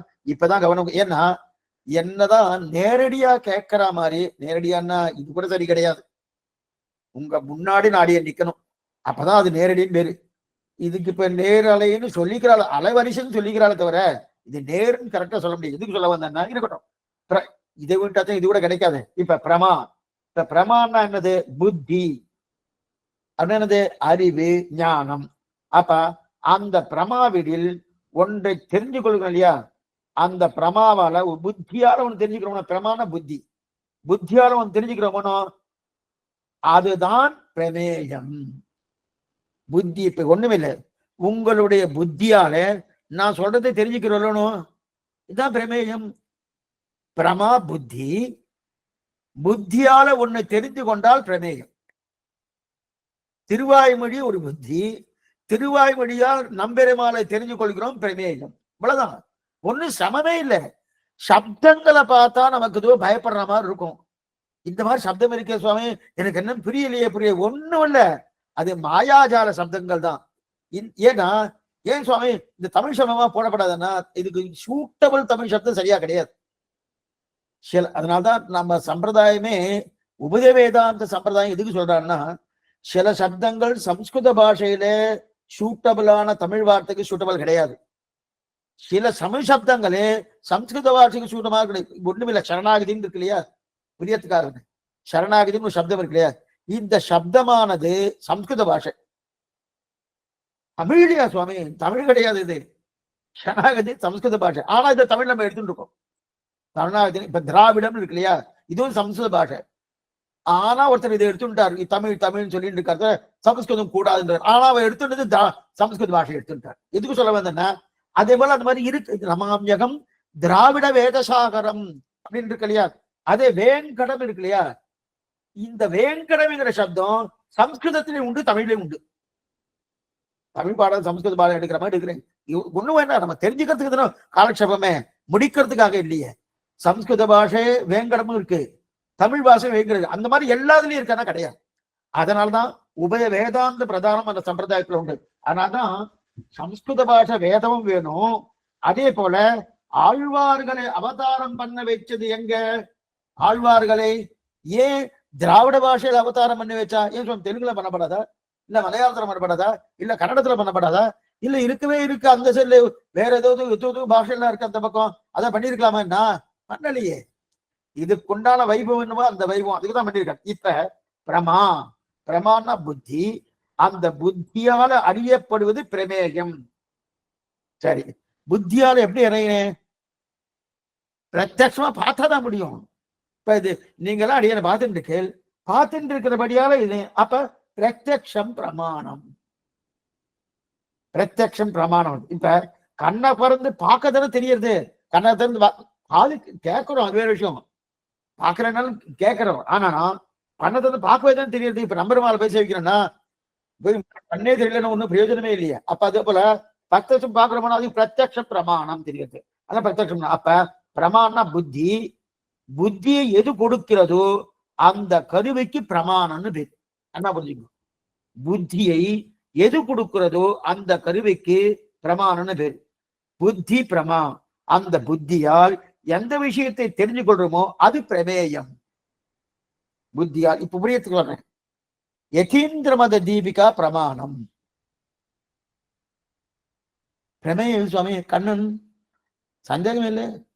அப்ப அதுதான் பிரமாணம். அப்ப புத்தியால் எந்த விஷயத்தை தெரிஞ்சு கொள்கிறோமோ அது பிரமேயம். ஏன்னா உலகத்திலேயே மூணுக்குள்ள எல்லாத்தையும் அடக்கலாம். பிரமாணம், பிரமேயம், பிரமாதா, மூணுக்குள்ள அடக்கலாம் இல்லையா. ஆனா இவர் மூணு சொல்ல மாட்டேன்றார், ரெண்டு தான் எடுத்திருக்கார். பிரமாணம், பிரமேயம். பிரமாணத்தால் ஞானம் ஏற்படுகிறது, ஞானத்தை கொண்டு பிரமேயத்தை தெரிந்து கொள்கிறேன். இந்த சப்தம் ரொம்ப முக்கியம். பிரமாண புத்தி, புத்தியால் பிரமேயத்தை தெரிந்து கொள்கிறேன். என்ன புத்தியால்? அதான் பிரமாணம். பிரமாணத்தால் பிரமேயத்தை தெரிந்து கொள்கிறேன். இது இந்த மாதிரி உண்டு. இப்படிப்பட்ட வஸ்துக்களை எல்லா வஸ்துவையும் ரெண்டா பிரிக்கிறார். இப்ப நமக்கு பிரமாணம் எதுன்னா ஆச்சாரியுடைய திருவாக்கு தான் பிரமாணம். ஆச்சாரிய திருவாக்கு மேலையார் செய்வனகள், அந்த ஆச்சாரிய திருவாக்கு முன்னோரு முடிந்த முறை, அந்த முறைதான் நமக்கு பிரமாணம். அந்த ஆச்சாரிய திருவாக்கு தான் பிரமாணம். இப்ப இவருக்கு எது பிரமாணம்?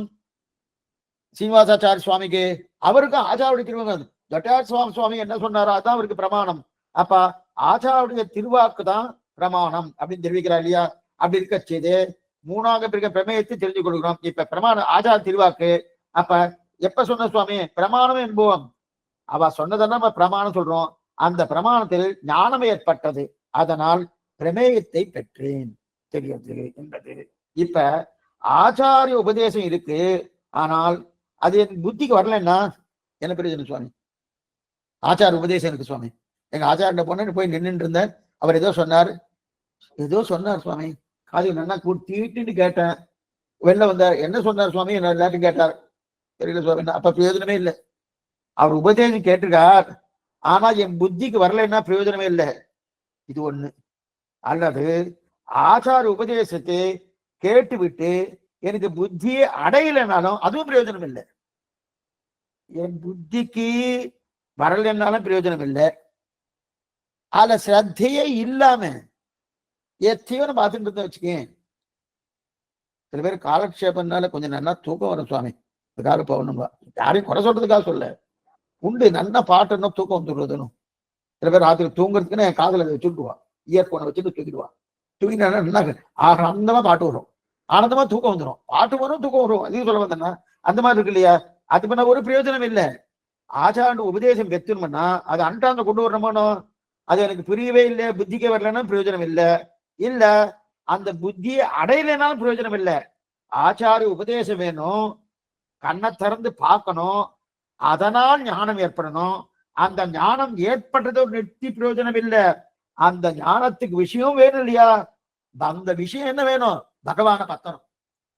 ஞானத்துக்கு விஷயம் வேணும்னு என்ன பண்ணும்? பகவான பத்தனம் வேணும். அதனால் ஞானம் ஏற்படணும். அந்த ஞானத்தை ஏற்று பகவான பத்தனம், அவரைத்தான் அடையணும்னு வர்ணம் பண்ணும். இதுதான் பிரமாணம் முக்கியம், பிரமேயம் முக்கியம். பிரமாணமும் பிரமேயம் முக்கியம்.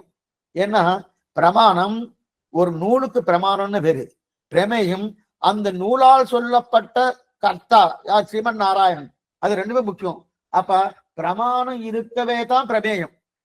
இப்ப பிரமாணத்துக்கு பிராதானியமா பிரமேயத்துக்கு பிராதானியம்? பிரமாணத்துக்கு தான். ஏன்னா எனக்கு புத்தியால் நான் அதை கிரகிக்கலைன்னா எனக்கு அந்த வஸ்துவே தெரியாதே. ஸ்ரீமன் நாராயணன் தெரியுமா? தெரியவே தெரியாதே. அதனால்தான் நம்ம பூர்வாச்சாரியர் சாஸ்திரத்துக்கு தான் பிராதானியம் கொடுப்பார். சாஸ்திர வசப்படி பகவான் தான் அந்த பகவான் துபா. பகவானே எத்தனையோ அவதாரம் எடுத்திருக்கார். சாஸ்திர வசப்படி இல்லைன்னா புத்த அவதாரம் கள்ள வேடத்தை கொண்டு போய் புறம்புக்கவாரம் களம் தசுரரை உள்ளம் பேதம் பெய்திட்டு உயிருண்டு உபாயங்களும் அவர் தான் பண்ணியிருக்கார். அவர் தான் பண்ணியிருக்கான்றது எடுத்துக்கிறோமா? ஏன் திரு ராமானுஜன் ஒரு பாசனம் இருக்கு. கோக்குல மன்னரையும் மூவெடுகால் ஒரு கூர் மழுவால் போக்கிய தேவனை போற்றும் புனிதன் அப்படின்னு இருக்கு. யாரு? பரசுராமுடைய அவதாரம். அது உபாசிப்பான உபாசிக்க மாட்டான்னு தெரிவிக்கிறாரு யாரு? திரிலோகஜியர் வியாக்கியானத்துல. இதுக்கு சொல்ல வந்த என்ன, அந்த மாதிரி இருக்கச்சே பிரமாணம் முக்கியம், பிரமேயம் முக்கியம். இப்ப பிரமாணம் பிரமேயம் ரெண்டு வந்துருச்சு. இது அப்படியே வச்சுக்கோ. இந்த பிரமாணம்னா என்ன, பிரமேயம்னா என்ன பின்னாடி விவரிக்கிறேன். பின்னாடி விவரிக்க போறாரு. முதல்ல எல்லாத்தையும் சமரைஸ் பண்றாரு. என்னதுன்னு தெரிவிச்சுவார். இந்த 10 அவதாரிக்கு எடுத்திருக்கணும், அதை ரெண்டா பிரிக்கிறணும். அந்த ரெண்டா பிரிச்சதுன்னா என்ன அதை முதல்ல தெரிஞ்சுப்போம். அதுக்கப்புறம் தெரிஞ்சுட்டு அதை ஒரு மூலையில வச்சுட்டு மறுபடியும் முதல்ல இருந்து வருவார். பிரமாணம் பிரமேயம் அப்படின்னு இருப்பார். அப்ப விவரமா அவரை போறார். இப்ப இந்த பிரமாணம் பிரமேயம் ரெண்டு வந்துட்டோம். இப்ப இதை ரெண்டா பிரிக்கணும். இதை ரெண்டா பிரிக்க போறார். ரெண்டா பிரிக்க போறேன்னா ஒவ்வொன்றும் 10 போகுது. 10 அவதாரம் சொன்ன போனோம். இப்ப இது மேலும் பிரிக்க போறா, 10 பிரிக்க போறார். அப்பனா இது ஒவ்வொன்று பிரிக்க 10 ஆகும். 10 ஆயிடுச்சுன்னா கடைசியில நாம் வந்துருவோம். கடைசியில நாம எந்த இடத்துல இருக்கோம்னா கடைசியில எது போல சுவாமி கடைசியில் நாம தான் வருவோம். எது போல புரியத்துக்காக சொல்றேன். இப்ப இவ்வளவு தூரம் இந்த பிரமாணம் பிரமேயம் எடுத்திருக்கோமோ பகவான் இதுலயே நம்ம உண்டு. எப்படி உண்டுன்னா கண்ணனுக்கு விஸ்வரூப தரிசனத்தை காமிச்சான். 11ஆம் அத்தியாயம் 10ஆம் அத்தியாயம் காமிச்சோன்னே பார்த்துட்டு இருக்கான். என்ன அது தந்த கண்ணால பார்க்க முடியாது. இந்த கண்ணால பார்க்க முடியல கிருஷ்ணா, என்னால பார்க்க முடியல. பார்க்கணும் என்ன திவ்யம் ததாமி தே சக்ஷுன்னு அவனுக்கு திவ்யமான கண்ணை கொடுத்து பார்க்க சொல்றான். பார்த்துட்டான். பார்த்த உடனே பார்த்துட்டு இருக்கச்சு பாண்டவாலாம் தெரியுறா, கௌரவாலாம் தெரியுறா. ஒருத்தர் உள்ள போயிட்டு இருக்கா, வெளில போய் வாயில உள்ள போயிட்டு இருக்கா, வெளில வந்துருக்கா. அதற்குள்ளேயே தானும் இருக்கா. அங்க தனக்கு என்ன நடக்குது அங்கேயே பார்த்துட்டு இருக்கான். அர்ஜுனன் வெளியில இங்க நின்று இருக்கான். அந்த விஸ்வரூபத்துக்குள்ளேயே தனக்கு என்ன நடக்குன்னு பார்த்துட்டு இருக்காரனோ அதே போல இந்த 10 அவதாரத்துக்குள்ளேயே நாமும் வந்துருவோம். நாமும் கடைசியில வரும். நாம வந்துட்டு இருக்கோம் இல்லையா? அதே போலதான் இங்க அப்படின்னு இருக்கான். அப்படிங்க ஒவ்வொரு ராட்சசா உள்ள போறது வெளில வர்றது பார்த்துட்டு இருக்கான். யாரெல்லாம் வரா, கௌரவாலாம் எப்படி போயிட்டு இருக்கா, பாண்டவாலாம் எப்படி போயிட்டு இருக்கா, யார் என்னென்ன அடிபடுறா எல்லாத்தையும் பார்த்துட்டு இருக்கான். தெரிஞ்சேதான் யுத்தம் பண்ணிட்டு இருக்கான். இது சொல்ற வேண்டியன்னா அப்ப இது ஏற்படுத்தினா இந்த பிரமாணத்தை பிரிக்கிறார். பிரமாணங்கள் 3. என்ன படிச்சுங்க? பிரமாணங்கள் 3. அதாவது புத்தி ஏற்படுவதற்கு எது கருவியோ அது பிரமாணம். என்ன பாத்தீங்க? புத்தி ஏற்படுவதற்கு எது கருவியோ அது பிரமாணம். இப்ப பிரமாணம் 3 ஆயிடுச்சு. அப்படியே வச்சுக்கோ. இப்ப பிரமேயம். இப்ப பிரமேயத்தை 2 வகை பிரிக்கிறார். முதல்ல 2 இருந்தது, பிரமாணம் பிரமேயம். அதுல பிரமேயத்தை 2 வகையா பிரிக்கிறார். இப்ப பிரமேயத்தை 2 வகை பிரிச்சாருன்னா முதல்ல 3 இருந்தது. நல்லா படிச்சுக்கோ. பிரமாணம் பிரமேயம் பிரமாதான் 3 இருந்தது. அதற்கு மேல அதை 2ஆ பிரிச்சார். பிரமாணம் பிரமேயம்னு. இப்ப 3 2 5 ஆயிடுச்சு. இப்ப பிரமேயத்தை 2 சொன்னோம் இல்லையா? அது என்னன்னா திரவியம் அத்ரவியம். இதத்தான் அந்த அட்டவணையில சுவாமி யார் புத்தூர் சுவாமி எழுதியிருக்காரு. அடியம் போட்ட அட்டவணை இல்லது. அவரே அந்த புஸ்தகத்திலேயே அந்த அட்டவணை எத்தனை காருண்யம் தெரியுமா வாழ்க்கலாம் பூர்வாச்சாரியருக்கு. அவர் ஒரு அட்டவணை மாதிரி போட்டிருக்காரு. நமக்கு கிராஃப் எல்லாம் போடுவா இல்லையா? அது மாதிரி போட்டிருக்காரு. நாளைக்கு நல்லா இன்னைக்கு நீங்க பார்த்துடுங்கோ. முடிஞ்சதுக்கு பார்த்ததுக்கு அப்புறம் நாளைக்கு இதே காலட்சம் உண்டு. நாளைக்கு அது விவரமா சொல்றேன். இன்னைக்கே சொன்னீங்கன்னா கொஞ்சம் புரியறதுக்கு கொஞ்சம் சிரமமா இருக்கும். எதுக்கு சொன்னா, அப்ப அது அட்டவணையா போட்டுக்கா இல்லையா? அப்ப பிரமேயத்தை ரெண்டா பிரிக்கிறார். பிரமேயத்தை ரெண்டா பிரிக்கிறார். இப்ப பிரமாணம் என்னன்னா, அதான் திரவியம்னு பேரு. திரவியம் அத்ரவியம். திரவியம்னு என்ன, அத்ரவியம்னு என்ன, என்னன்றது பின்னாடி பார்ப்போம். இது நீங்க இப்போது பிரிச்சது ஏன்னா, அப்படியே முன்னாடியே சொல்லிட்டேன், வெறுமை ஓரலா பார்க்க போறோம் என்னென்ன பிரிச்சிருக்கான்னு. பிரிச்சதுக்கு உண்டான அர்த்தத்தை பின்னாடி தான் பார்க்க போறோம். முதல்ல பிரிவு அப்படின்னு அவதாரிகை போல என்னென்ன பிரிவு, 10 அவதாரங்கள் இருக்கணும், 10 அவதாரங்கள் எப்படி இப்படி பிரிச்சிருக்கான்னு பார்த்துருவோம். பிரிவுக்கு உண்டான அர்த்தங்களை பின்னாடி பார்ப்போம். இப்ப பிரமேயத்தை ரெண்டா பிரிச்ச உடனே திரவியம் அத்ரவியம் எடுத்திருக்காரு. பிருத்திவி அப்பு தேஜஸ் வாயு ஆகாசம் இதெல்லாம் திரவியம்னு பேரு. திரவியம்னா என்ன, அத்ரவியம்னா என்ன பின்னாடி சொல்றேன்னு சொல்லியிருக்கேன். அதை பத்தி நீங்க ஒன்றும் ஒரி பண்ணிக்காதீங்க. அப்படின்னு திடீர் இருக்குன்னு வச்சுக்கோ. ஏன்னா அதை எக்ஸ்பிளைன் பண்ணா 1/2 hour ஆயிடும். இப்ப கடைசியில நம்ம எடுத்துக்கொண்ட விஷயத்துக்கு போகாம போயிடும். இப்ப திரவியம் எது, பிருத்திவி அப்பு தேஜஸ் வாயு, அதாவது என்னென்ன, ஆகாசம் நீர் நிலம் கால் தீவான் இதெல்லாம் இருக்கணும், பஞ்சபூதங்கள், இதுக்கு திரவியம்னு பேரு. எனக்கு கோபம் வந்துருக்கணும், குணங்கள் இருக்கணும், இவருக்கு நல்ல கோபக்கார சுவாமி அப்படின்னு குணம் இருக்கணும், அந்த குணம் எல்லாம் அத்ரவியம்னு பேரு. குணம் எல்லாம் அத்ரவியம். அதே போல சத்துவகுணமாகட்டும், ரஜோகுணமாகட்டும், தமோ குணமாகட்டும், இதெல்லாம் திரவியம் கிடையாது, குணம். அப்ப அதனால திரவியம் வேறு அத்ரவியம் வேறு. திரவியம்னா என்ன, அத்ரவியம்னா பின்னாடி பார்ப்போம். அத்ரவியம் வேறு. இப்ப புஷ்பம் இருக்க, பூ, புஷ்பம்ன்றது திரவியம். ஆனால் புஷ்பத்தின் குணம் அத்ரவியம். என்ன பாத்துக்கோ, ஒரே வஸ்துக்குள்ளேயே திரவியமும் இருக்கு அத்ரவியமும் இருக்கு. புஷ்பம் திரவியம், புஷ்பத்தின் குணம் இருக்கு இல்லையா, அந்த குணம் அத்ரவியம். ஆக திரவியம் அத்ரவியம் என்று பிரமேயம் ரெண்டாக பிரிக்கலாம்.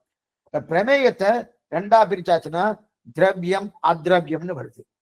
இப்ப பகவானும் திரவியம் தான். நல்லா பாத்துக்கோ, பகவான்ன்ற திரவியத்துக்கு ஆத்மாங்கிற திரவியம் புஷ்பம்ங்கிற திரவியத்தை சமர்ப்பிக்கணும். இதுக்கு நல்லா புரிஞ்சிருக்கணும். 3மே திரவியம் பாருங்க. பகவான்ங்கிற திரவியத்துக்கு ஆத்மாங்கிற திரவியம் புஷ்பம் என்ற திரவியத்தை சமர்ப்பிக்கணும். தூயோமாய் வந்து நாம் தூமலர் தூவி தொழுது வாயினால் பால் மனத்தினால் சிந்திக்கந்திருவி. அதான் சரி. இப்ப சரி சுவாமி, இதெல்லாம் நல்லதான் இருக்கு, சக்கர பொங்கல், அக்கார வடிசல், இதெல்லாம் திரவியம், அத்ரவியம் இல்லை, திரவியம். அப்ப திரவியம் சௌக்கியமா இருந்தது, ரொம்ப இனிப்பா இருந்தது என்றால் அது திரவியம் இல்லை. என்ன பாருங்க, அது திரவியம் இல்லை. எப்படின்னா எதை சொல்ல போறோமோ அது அத்ரவியம் ஆகிறது. இது எல்லாம் அத்ரவியம்ன்றது பிறகு பார்ப்பான். இப்ப திரவியத்தை ரெண்டா பிரிக்கிறார். முதல்ல பிரமேயத்தை ரெண்டா பிரிச்சார், திரவியம் அத்ரவியம் ரெண்டு வந்துருச்சு. இதெல்லாம் அந்த அட்டவணையிலேயே அப்படியே இது மாதிரி கொடுத்துருக்காரு. அது இல்லை உங்களுக்கு புரியலன்னா கூட நாளைக்கு நீங்க சொல்லுங்க, பார்த்துட்டு நாளைக்கு சொல்லுங்க, மறுபடியும் நான் வேற மாதிரி எழுதி தரேன். அது ரொம்ப சுருக்கமா எழுதியிருக்கார். இன்னும் விவரமா எழுதுறேன்னா அடுத்த வார காலட்சேபத்துல என்ன விவரமா எழுதி ஒரு அட்டவணை மாதிரியே கொடுத்துடுறேன். எதுக்கு சொல்ல வந்தேன், இப்ப திரவியம், இப்ப திரவியம் அத்ரவியம் தோணும். இதுல திரவியத்தை மட்டும் எடுத்துட்டு அதை ரெண்டா பிரிக்கிறார். ஒவ்வொன்னும் எடுத்துட்டு ரெண்டு ரெண்டா பிரிப்பாரு. பிரிச்சு அப்படியே சொல்லுவார். வந்துச்சுன்னா, ஓ சுவாமி, இந்த லோகத்தில் இருக்கக்கூடிய பொருட்கள் அத்தனையும் இதுல கொண்டு வந்துடுறாரு. கொண்டு வந்துட்டு லோகம் எப்படி இருக்கு, பகவான் எப்படி இருக்கா, அவதாரங்கள் என்ன, நாம் என்ன இருக்கோம், நமக்கு சரீரம் என்ன, எல்லாத்தையும் இதுக்குள்ள வந்துடுறது. இப்ப எல்லாம் இதுக்குள்ள வந்துருச்சுன்னு வச்சுக்கேன், சனாதன தர்மம் புரிஞ்சா வந்துருது. யாரும் என்ன கேள்வி கேட்டாலும் பதில் சொல்லிடலாம். இது தெரியாதபடியால் தான் ஓ அப்படின்னு மூச்சுட்டு இருக்கட்டும். இப்ப திரவியத்தை ரெண்டா பிரிக்கிறார். அது என்னதான், ஜடத்ரவியம் அஜடத்ரவியம்னு பேர். திரவியத்தை ரெண்டா பிரிச்சோன்னு ஜடத்ரவியம் அஜடத்ரவியம் அப்படின்னு 2 வகை. ஜடப்பொருள் என்ன, தனக்குத்தானே யாருன்னு தெரியாது, அதெல்லாம் ஜடமா இருக்கே அப்படின்னு சில பேர் பார்த்து சொல்லுவானோ, ஜடமா இருக்குன்னா தனக்கு தானே யாருன்னு தெரியாது, அதெல்லாம் ஜடப்பொருள். அஜடப்பொருள்னா ஜீவாத்மா, தனக்கு தானே தெரியும். படியன தெரியுமா, நல்லா தெரியும், உங்களுக்கு தெரியுமானோ, அதெல்லாம் அஜடம். ஜடம்னா என்னது, தனக்கு தானே தெரியாது. அஜடம்னா என்ன, தனக்கு தானே தெரியும். அதான். அப்ப அதனால்தான் ஆத்மா என்று தெரியும். நான் ஆத்மா தெரியுமோனோ, தெரியுதோனோ. ஆக யார் ஒருத்தன் தெரிஞ்சு கொள்றானோ தெரிஞ்சு கொள்ளவில்லையோ, இதை ரெண்டா பிரிக்கிறார். தெரிஞ்சு கொண்டவன் ஒருத்தன், தெரிந்து கொள்ளாதவன் ஒருத்தன். தெரிந்து கொள்ளவன் என்ன பண்ற, ஜடப்பு அஜடம்னு எடுத்திருக்கிறார். தெரிந்து கொள்ளாதவனை அஜடம்னு இருக்கிறார். என்ன பண்ணுவோம்? தெரிந்து கொள்ளாதவனை ஜட பொருள்ன்றா, தெரிஞ்சு கொண்டவனை அஜடம் தெரிவிக்கிறார். இது ரெண்டா பிரிச்சார். இதுக்கு என்ன சொல்லுவா பேரு?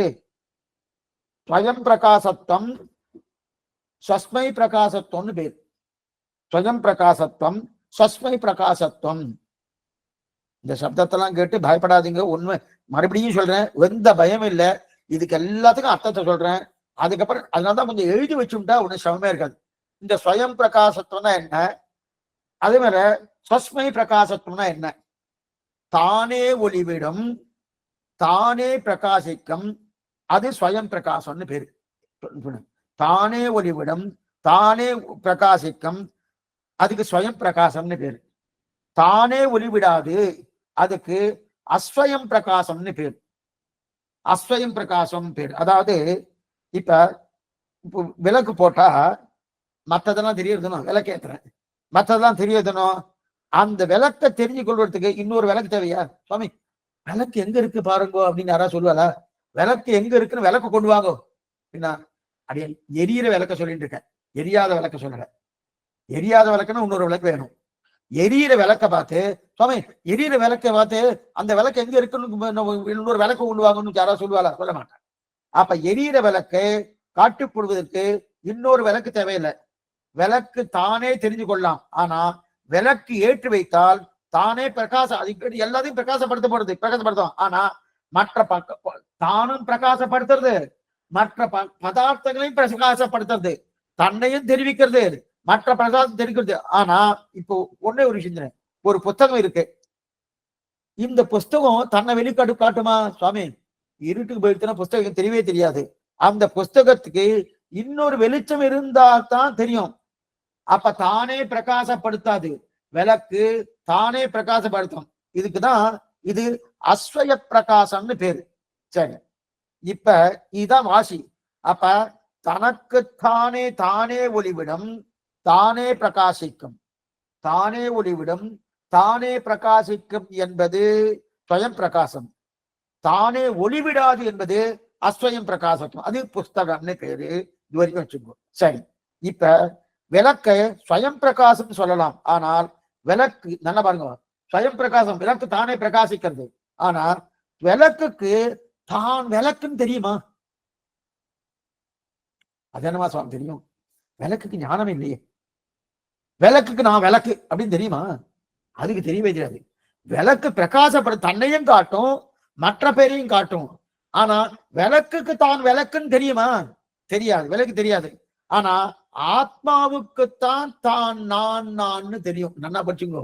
இப்ப எதுக்காக சொல்றேன்னா, இதுல விளக்கை காட்டிலும் மேம்பட்டது ஆத்மா. ஏன்னா விளக்கு தன்னையும் காட்டுறது, மற்றதையும் காட்டுறது.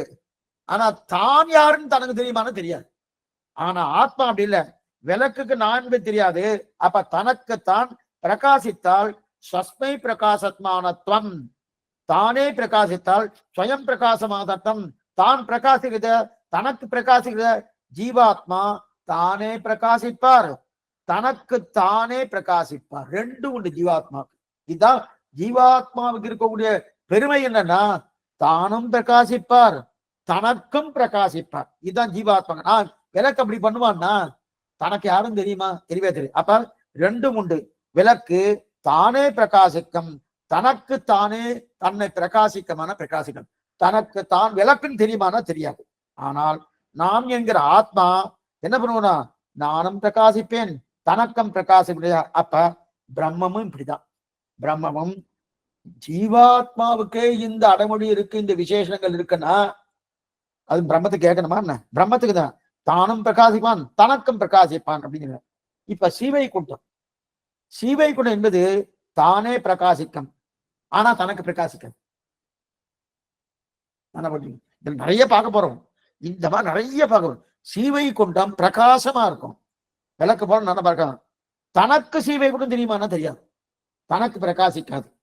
அதே போல நம்முடைய தர்மபூத ஞானம் படைய பேசிட்டு இருக்கேன், ஆத்மா இருக்கிற வரையும் பேசுவேன். ஆத்மா எடுத்துனா அவ்வளவுதான், வேலை பண்ணணும் சுவாமி அப்படின்னு வரும். இப்படி இருக்கச்சே இப்ப இந்த பேசிட்டு இருக்கணும், இந்த அங்கிருந்து ஞானம் வெளில வருது. இதுக்குதான் தர்மபூத ஞானம்னு பேரு. இந்த தர்மபூத ஞானம் தானே பிரகாசிக்கும். இதற்கு ஒருத்தரின் வெளிச்சம் தேவையில்லை. ஆனால் ஞானத்துக்கு ஞானம் என்பது தெரியாது. இப்ப தர்மபூத ஞானத்துக்கு நாம் தர்மபூத ஞானம் தெரியுமானா தெரியாது. நல்லா பார்த்துக்கோ. தர்மபூத ஞானத்துக்கு நான் இது தர்மபூத நான் தர்மபூத ஞானம் தெரியுமானா தெரியாது.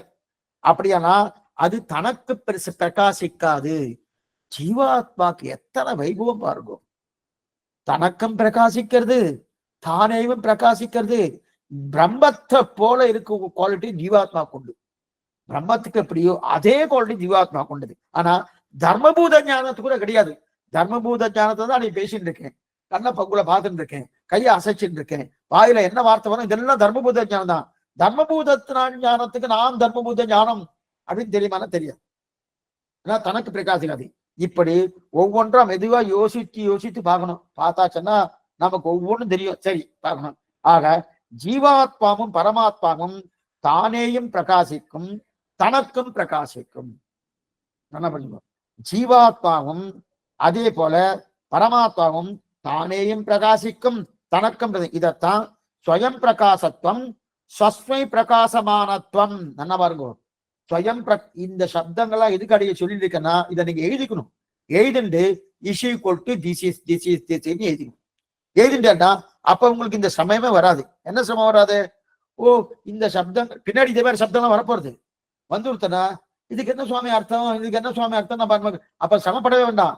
அன்னைக்குதான் எழுதிட்டோமே, 2 தடவை எழுதி 3 தடவை எழுதிட்டேன்னா 12 மனசுல அது பதிஞ்சிரும்னு அடியே சொல்றதுனால உங்க ஆச்சாரம் திருவிடை பலத்தால பதிய போறது இருக்கட்டும். அப்படி இருக்கச்சே தானே ஸ்வயம் பிரகாசத்துவம் ஸ்வஸ்மை பிரகாசமானத்துவம் 2 உண்டு.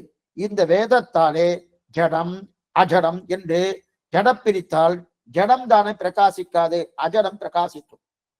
ஜடம் என்ன பண்ண பார்த்தோம்? திரவியம் அத்ரவியம் பார்த்தோம், ஜடம் அஜடம் பார்த்தோம். ஜடம் வந்து பிரகாசிக்காது, அஜடம் பிரகாசிக்கும் அப்படின்னு. இப்ப ஜடத்தை 2ஆ பிரிக்கிறார். என்னென்ன பிரிச்சுன்னு வந்தோன்னு பின்னாடி சொல்றேன். இப்ப ஜடத்தை 2ஆ பிரிக்காரு. ஜடத்தை 2ஆ பிரிச்சா இதெல்லாம் அந்த அட்டவணையில இருக்கு. ஜடத்தை 2ஆ பிரிச்சா பிரகிருதி என்ன பிரிக்கிறார்? பிரகிருதி காலம் வருது. பிரகிருதி பங்கைம்புரணம் பொறியைந்தும் கருமேந்துரியம் 50 எங்கு உயிரோய். பிரகிருதி நம்ம ஆழ்வார் பாசனம் இருக்கிற பிரகிருதி பிரகிருதின்னு சொல்லணும். ஆழ்வார் பாட்டு பார்க்கணும், பிரகிருதின்றோம் சம்ஸ்கிருத பார்க்கணும். பிரகிருதி காலம். இதுல பிரகிருதி என்பது மூல பிரகிருதி, மூல பிரகிருதி ஆரம்பிச்சு எல்லாம். ஆனால் பிரகிருதியை போல காலம் இல்ல. காலம் பிரதியை போல. பிரகிருதிக்கு முக்குணம் உண்டு, கால தத்துவத்துக்கு முக்குணமே கிடையாது. பிரகிருதிக்கு முக்குணம்னா சத்துவகுணம் உண்டு, ரஜோகுணம் உண்டு, தமோகுணம் 3 குணங்கள் பிரகிருதிக்கு உண்டு. இந்த மூல பிரகிருதி இது என்ன அபாவரச்சூழ் அழியனை இது சூழ்ந்து அகழ்ந்து ஆழ்ந்து உயர்ந்த முடிவில் பெரும் பாழ்னு ஆழ்வார் எடுத்திருக்கா இல்லையா? அதுதான் மூல பிரகிருதி. அந்த மூல பிரகிருதி முக்குணத்தோடு கூடியது. ஆனா கால தத்துவத்துக்கு இப்ப நம்ம எதை பிரிச்சோம்? ஜடத்தை 2ஆ பிரிக்கிறோம். ஜடம்னானது அதுதான், அதுக்கு பிரகாசத்துவமே கிடையாது. அஜடத்துக்கு தான் பிரகாசத்துவம் உண்டு, இதுக்கு பிரகாசத்துவம் கிடையாதுனோ. பிரகாசத்துவம் இல்லாத ஜடத்தை 2ஆ பிரிக்கிறோம். அந்த பிரிச்சபடியால என்ன கிடைச்சது? ஒண்ணு பிரகிருதி, இன்னொன்னு காலம். நமக்கு காலம் வேணுமோனோ, ஏன்னா சிருஷ்டித்தா பிரயோஜன காலத்தை சிருஷ்டிக்கணுமோனோ. அந்த காலத்தை எப்படி காலத்தை சிருஷ்டிக்கிறது பிரம்மா எப்படி சிருஷ்டிக்கிறான்னு பின்னாடி சொல்றேன். அப்படி இருக்கச்சே இந்த இதெல்லாம் வரப்போறது, எல்லா விஷயம் வரப்போறது. இதுல இன்னொரு விஷயம் என்ன தெரியுமா? இந்த மாதிரி அமைச்சு கொடுத்தது இதோட பாகவதம் வரை நம்ம பார்த்துட்டு இருக்கோம். நாளை மறுநாள் பாகவதம் இருக்கு. இதோட அது அது எப்படி அமைஞ்சதுன்னு அடியனுக்கே தெரியாது. அது வந்து ஒரு சுவாமி கேட்டார், 2 சொல்லுங்க சுவாமின்னார். அனந்தேன காலம் இருக்கு, சரி சொல்லலாம் அப்படின்ட்டேன். கடைசியில பார்த்தா 2 விஷயம் தெரிஞ்சுட்டா இதுக்கு அதுக்கு ஏற்புடையதா இருந்து இதையும் அதையும் சேர்ந்து தெரிஞ்சுட்டா ரொம்ப நல்லா ஆனந்தமா நம்ம தெரிஞ்சுக்கலாம். இதுக்கு சொல்ல வந்தேன்னா இப்ப பிரகிருதி காலம். பிரகிருதி காலம் மூல பிரகிருதி. மூல பிரகிருதிக்கு முக்குணத்தோடு கூடியது, கால தத்துவத்துக்கு முக்குணம் கிடையாது. அப்ப முக்குணத்தோடு இருக்க பிரகிருதி, முக்குணம் இல்லாத காலம். 2மே ஜனம்தான். 2மே பிரகாசத்துக்கு உண்டுனா கிடையாது. காலத்துக்கும் பிரகாசத்துக்கும் கிடையாது, மூல பிரகிருதியும் பிரகாசத்துக்கும். இப்ப பிரகிருதி பிரிக்கிறார் சாமி. பிரகிருதி என்னது? பொங்கம்புலனும் பொனியைந்தும் பரியம்புதி 50 எங்கு உயிரு பிரகிருதி. இந்த 24 தத்துவங்கள், 24 தத்துவங்கள். அதுதான் என்ன 24 தத்துவங்கள் சுருக்கமா சொல்லிடுறேன். பஞ்ச கர்மேந்திரியங்கள், பஞ்ச ஞானேந்திரியங்கள், பஞ்சபூதங்கள், பஞ்ச தன்மாத்திரைகள், 4 பஞ்சம் வந்துட்டா 20. நல்லா தெரியுது. ஒண்ணு 24 தத்துவங்கள்லாம் எங்கேயோ நம்ம பார்க்க வேண்டாம். 4 5 இருக்கு. என்ன 5 இருக்கு? பஞ்ச கர்மேந்திரியங்கள், பஞ்ச ஞானேந்திரியங்கள், பஞ்ச தன்மாத்திரைகள், பஞ்சபூதங்கள். 4 20 ஆயிடுச்சு. அதுக்கப்புறம் அதாவது 4 20 ஆயிடுச்சு. அதுக்கப்புறம் மனஸ்தத்துவம். மனஸ்தத்துவம் இருக்கு இல்லையா? 21. அதற்கு மேல அகங்காரம் 22. அதுக்கு மேல மகான் 23. அதற்கு முன்னாடி பிரகிருதி 24. இந்த 24 தத்துவங்கள் தான் அச்சித் தத்துவம்னு பேர். 25வது தத்துவம் தான் ஜீவாத்மா தத்துவம். 26வது தத்துவம் தான் பரமாத்மா தத்துவம். மொத்தம் 26 தத்துவங்கள். சரி, இப்ப 24 தத்துவங்கள் அச்சித் தத்துவம் இல்லையா? இதுல என்னென்ன இருக்கு? அகங்காரம், மகான், பிரகிருதின்னு இருக்கு இல்லையா? கண், காது, மூக்கு முதலான ஞானேந்திரியங்கள், பஞ்ச ஞானேந்திரியங்கள் சொன்னீங்க இல்லையா? அதுக்கு ஞானேந்திரியங்கள் பேரு. அது ஞானேந்திரியங்கள். அதாவது கண்ணு, காது, மூக்கு, நாக்கு, தோல், இந்த 5ம் ஞானேந்திரியங்கள். கண், காது இதெல்லாம் ஞானத்தை கொடுக்கறது இல்லையா? நான் கண் இல்லைன்னா உங்களை பார்த்து பேச முடியாது, வாக்கு இல்லைன்னா உங்களை பார்த்து பேச முடியாது, அதே அது மூக்கு இல்லைன்னா நான் சுவாசிக்கவே முடியாது இல்லையா? இதெல்லாம் ஞானேந்திரியங்கள் பேரு. அதுக்கப்புறம் இந்த 5 தெரிஞ்சு கொள்ளும், இந்த 5ம் தெரிஞ்சு கொள்வதுக்கு 5. அதுக்கப்புறம் சப்த ஸ்பரிச ரூபரச கந்தங்கள், சப்த ஸ்பரிச ரூபரச கந்தங்கள், இதுதான் பஞ்ச தன்மாத்திரங்கள். தன்மாத்திரம்னா என்னன்னு பின்னாடி விவரிக்கிறேன். எல்லாம் பின்னாடி சொல்றேன், பின்னாடி சொல்லிருக்கேன். இப்ப வெறும் ஓரளவு தான் போயிட்டு இருக்கும். பஞ்ச தன்மாத்திரைகள் இது சூஷ்மமா இருக்கும், நம் கண்ணுக்கு தெரியாது, சூஷ்மமா இருக்கும். இது போலன்னா ராத்திரி 10 மணிக்கு தயிர் வேணும்ன்றது காத்தால ஒரு 9 மணிக்கு தயிர் வேணுன்றதுக்காக பாலை உரங்கு ஊற்றி வச்சோம். உரங்கு ஊற்றி வச்ச உடனே அது நம்ம 1 மணிக்கு திறந்து பார்த்தோம் வச்சுக்கேன், அது தயிரா இருக்குமா? இருக்காது. பாலா இருக்குமா? இருக்காது. இந்த 2ஆம் கட்ட நேரம் இருக்கு இல்லையா? அதான் தன்மாத்திரை. இதுதான் சூஷ்மமா இருக்கக்கூடிய நிலை. அந்த நிலையிலும் இருக்காது, இந்த நிலையிலும் இருக்காது. அதுதான் தன்மாத்திரை. இது சூஷ்மம்னு பேரு. பிருத்திவி, அப்பு, தேஜஸ்வாயு, ஆகாசம், இது பஞ்சபூதங்கள். இது உங்களுக்கு தெரியும். பஞ்சபூதங்கள். பஞ்ச கர்மேந்திரியங்கள், பஞ்ச ஞானேந்திரியங்கள் பார்த்தோம், கண், காது, மூக்கு, நாக்கு, தோல்னு. பஞ்ச கர்மேந்திரியங்கள் என்னன்னா வாக்கு, பாணி, பாத, வாயு, உபஸ்தம். வாக்குன்னா பேசிட்டு இருக்கணும், இந்த பேசுறதுக்கு இது கர்மேந்திரியங்கள் பேசுறேன். பாணின்னா எடுப்பதற்கு கை இருக்கணும், இந்த பாணி. பாதம்னா நடப்பதற்கு காலு. வாயுன்னா உபஸ்தம், வாயு அப்புறம் உபஸ்தம், ரெண்டும் மலஜலம் கழிப்பதற்கு உண்டான கருவிகள். மலஜலம் கழிக்கிறோமோ அதுக்குண்டான கருவிகள். இதெல்லாம் கர்மேந்திரியம் பேரு. ஆக கர்மேந்திரியம், ஞானேந்திரியம் என்கிற 10 பேரை ஆட்சி செய்வது எதுன்னா மனசு. ஆட்சி செய்யக்கூடிய தத்துவம் தான் மனசு தத்துவம். 11 ஆயிடுத்து. கர்மேந்திரியங்கள் 5, ஞானேந்திரியங்கள் 5, மனஸ்தத்துவம். அது எல்லாருக்கும் தலைவர் யாருன்னா மனஸ்தத்துவம். அப்ப 11 ஆயிடுத்து. இப்ப ஏற்கனவே பஞ்சபூதம், பஞ்ச தன்மாத்திரை, அது ஒரு 10. 11 10 21. இதை தவிர 3 பேர் இருக்கார். எல்லாத்துக்கும் தாயார் இருக்காள். இவ 3 எல்லாம் 21 தத்துவம் தாயார் யாருன்னா அகங்காரம், அதையும் பெற்றுக் கொடுக்கக்கூடிய மகான், அதையும் பெற்றுக் கொடுக்கக்கூடிய மூலப்பிரகிருதி. அப்ப 21 + 3 24.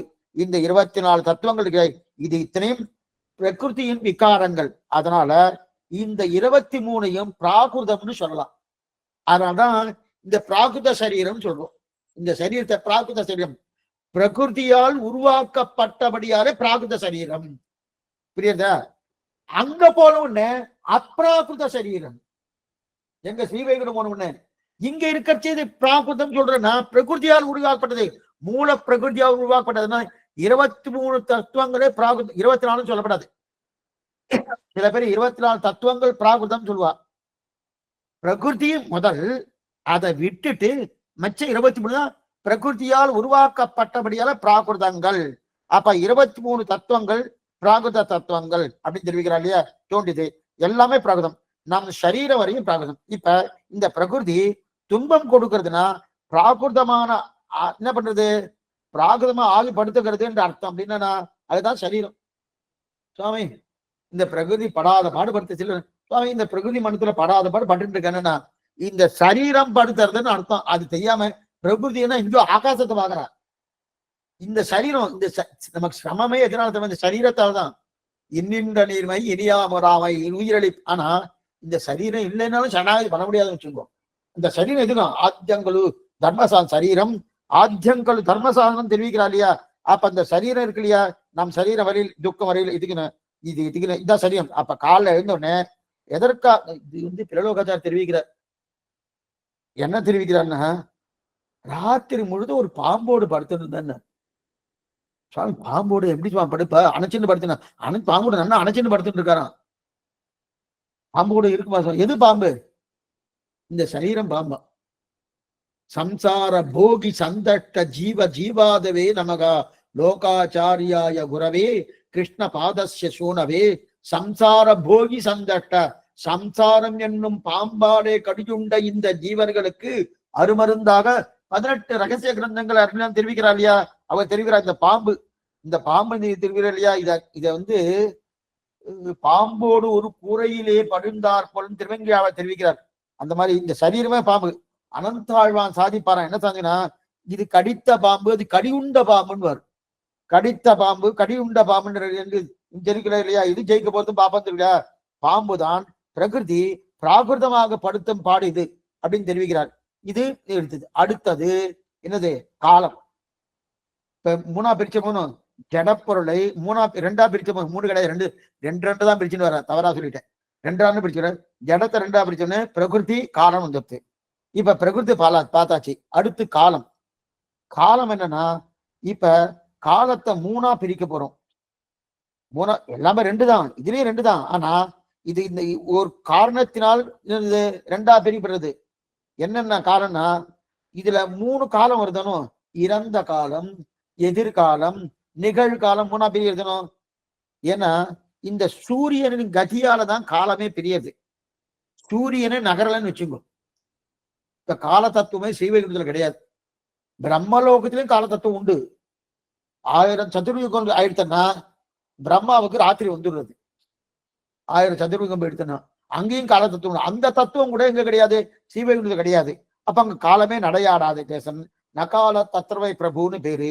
இப்ப சூரியன் இருக்கபடியாலே அப்ப சூரியனுக்கு முன்னாடி பின்னாடி நிகழ்காலம் 3 வருதோனும். அதான் தெரிவிக்கிறாரு. அப்ப என்ன 3 இருக்கணும்? இப்ப பூத காலம், பவிஷ்யத்து காலம், வர்த்தமான காலம் இருக்கு இல்லையா? வர்த்தமான நிகழ்காலம், பூத காலம்னா இருந்த காலம், பவிஷ்யத்து காலம் இருக்கிற காலம் இருக்கு இல்லையா? சூரியன் ஒரே இடத்துல இருந்தா எதுவுமே ஓடாது இல்லையா? அப்ப சூரியன் உதிக்கிறார், சூரியன் அஸ்தமிக்கிறார். சூரிய கதியாலே மூணாக பிரியறது. மூணா பிரியது. அதனால இருக்க கால தத்துவம் இருக்கு அப்படின்னு. இப்ப இனிமே அஜடத்தை பிரிக்கிறார். இதுவரைக்கும் ஜடத்தை பிரிச்சாரணும். ஜடத்தை என்னென்ன பிரிச்சார்? ஒண்ணு பிரகிருதி, மற்றொன்னு காலம். கால தத்துவம் முக்கால தத்துவம். கால தத்துவம் 3 குணங்கள் கிடையாது. பிரகிருதிக்கு தான் 3 குணங்கள் உண்டு. அந்த பிரகிருதியால பண்ணப்பட்ட இந்த சரீரத்துக்கு 3 குணங்கள் உண்டு. நமக்கு ரா மெட்டீரியல் என்னவோ அந்த ரா மெட்டீரியல் குணங்கள் அந்தந்த வஸ்துல இருக்கும். நம்முடைய ரா மெட்டீரியல் என்ன? இயற்கையான மெட்டீரியல் என்ன? பிரகிருதி. அந்த பிரகிருதி அது மூலப்பொருள் என்ன இருக்கு? முக்குணத்தோடு கூடியதனும். அதனாலதான் சரீரம் முக்குணத்தோடு இருக்கு. ஆனா இந்த ஆத்மா என்னும் ரா மெட்டீரியல் இருக்கே, அது முக்குணத்தோடு கூடியது கிடையாது. சத்துவகுணம் மட்டுமே உண்டு. அது முக்குணத்தோடு கிடையாது. ஆனா அது முக்குணத்தோடு இல்லாம இருக்கச்சதே இந்த சரீர சம்பந்தத்தாலே என்ன ஆகுதுன்னா முக்குணத்தோடு இருக்கிற மாதிரி நமக்கு தோன்றது. அதுக்கு முக்குணம் கிடையாது. இதுக்கு முக்குணம் இதுக்கு இந்த சரீரத்துக்கு தான். இப்ப காலம் அடுத்து இப்ப அஜடத்தை பிரிக்கிறார். இது இனிமே அஜடத்தை பிரிக்கிறார். ஏற்கனவே ஜடம் அஜடம் பிரித்து என்னன்றா ஸ்வயம் பிரகாசமா அஸ்வயம் பிரகாசமா அப்படின்னு சொல்லித்தாச்சு. இப்ப அதில் இருக்கும் அஜடத்தை ஜடம் பிரித்தாக்கி விட்டது. ஜடம் பிரிச்சு என்ன பார்த்தோம்? பிரகிருதி காலம் பார்த்துட்டோம். இதெல்லாம் ஸ்வயம் பிரகாசம் இல்லை, இதெல்லாம் அஸ்வயம் பிரகாசம். இப்ப அஜடம் விஷயம் என்னன்னா, எதெல்லாம் அஜடம் தெரியுமா? அஜடம் சீவை குண்டம் அஜடம், தர்மபூத ஞானம் அஜடம். ஆனா எதெல்லாம் தனக்குத்தான பிரகாசிக்குமோ என்றால் பிரகாசிக்காது. இதெல்லாம் இல்லைன்னு பிரிக்கிறார். இப்ப அஜடத்தை 2ஆ பிரிக்கிறார் இல்லையா? என்ன பிரிக்கிறார்? பராக்கு பிரத்யக்குன்னு பேரு. சொன்ன சப்தங்கள்லாம் அதுலயே இருக்கு. அந்த அட்டவணை இருக்கணும். நீங்க கவனமா அதை பார்த்துட்டு வாங்க. இல்லைன்னா லோகதேசன்ல போட்டுருவாரு, சுவாமி போட்டுருவாரு. அதுக்கப்புறம் அந்த வையாரம் குரூப்ல இல்லைன்னா இந்த மாதிரி அவர்கிட்ட கேளுங்க, அவ போட்டுருவா. அந்த அட்டவணையை போட்டுருவா. போட்டுட்டாருன்னா அந்த அட்டவணை நன்னா பாத்துருங்க. புரியலன்னு ஒன்னும் சமப்பட வேண்டாம். நாளைக்கு அந்த அட்டவணை அப்படியே விவரிக்கிறேன். நான் அந்த அட்டவணை கையில வச்சுட்டு அப்படியே உங்களுக்கு காமிச்சுட்டே விவரிக்கிறேன். இது இப்படி. அப்ப உங்களுக்கு ஓ இந்த மாதிரி எடுத்திருக்காருன்னா அந்த சுவாமிக்கு எத்தனை ஞானம் இருக்கணும். அந்த ஏன்னா அத்தனை கருணை, அத்தனை கருணையோடு ஒரு அட்டவணையோடு நமக்கு கொடுக்குறாருன்னா நாம அவ்வளவு தெரிஞ்சுக்கணும்னு அவ்வளவு பிரயாசப்பட்டிருக்காரு. அவருடைய பிரயாசை பூர்த்தி பண்ணணும் என்னன்றது நாளை பார்ப்போம். ஆழ்வாரம் பெருமானார் ஜிய துளியேசனும் ஆச்சாரியன் துளியேசனும் பகவதாக திருவடிகளே சரணம். சந்தேகம் எதா இருந்தா அவசியம் கேட்கும்படி பிரார்த்திக்கிறேன்.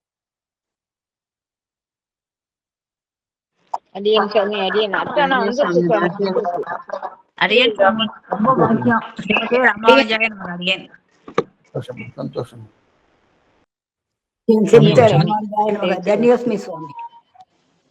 சுவாமி ஒரு சின்ன சந்தேகம்.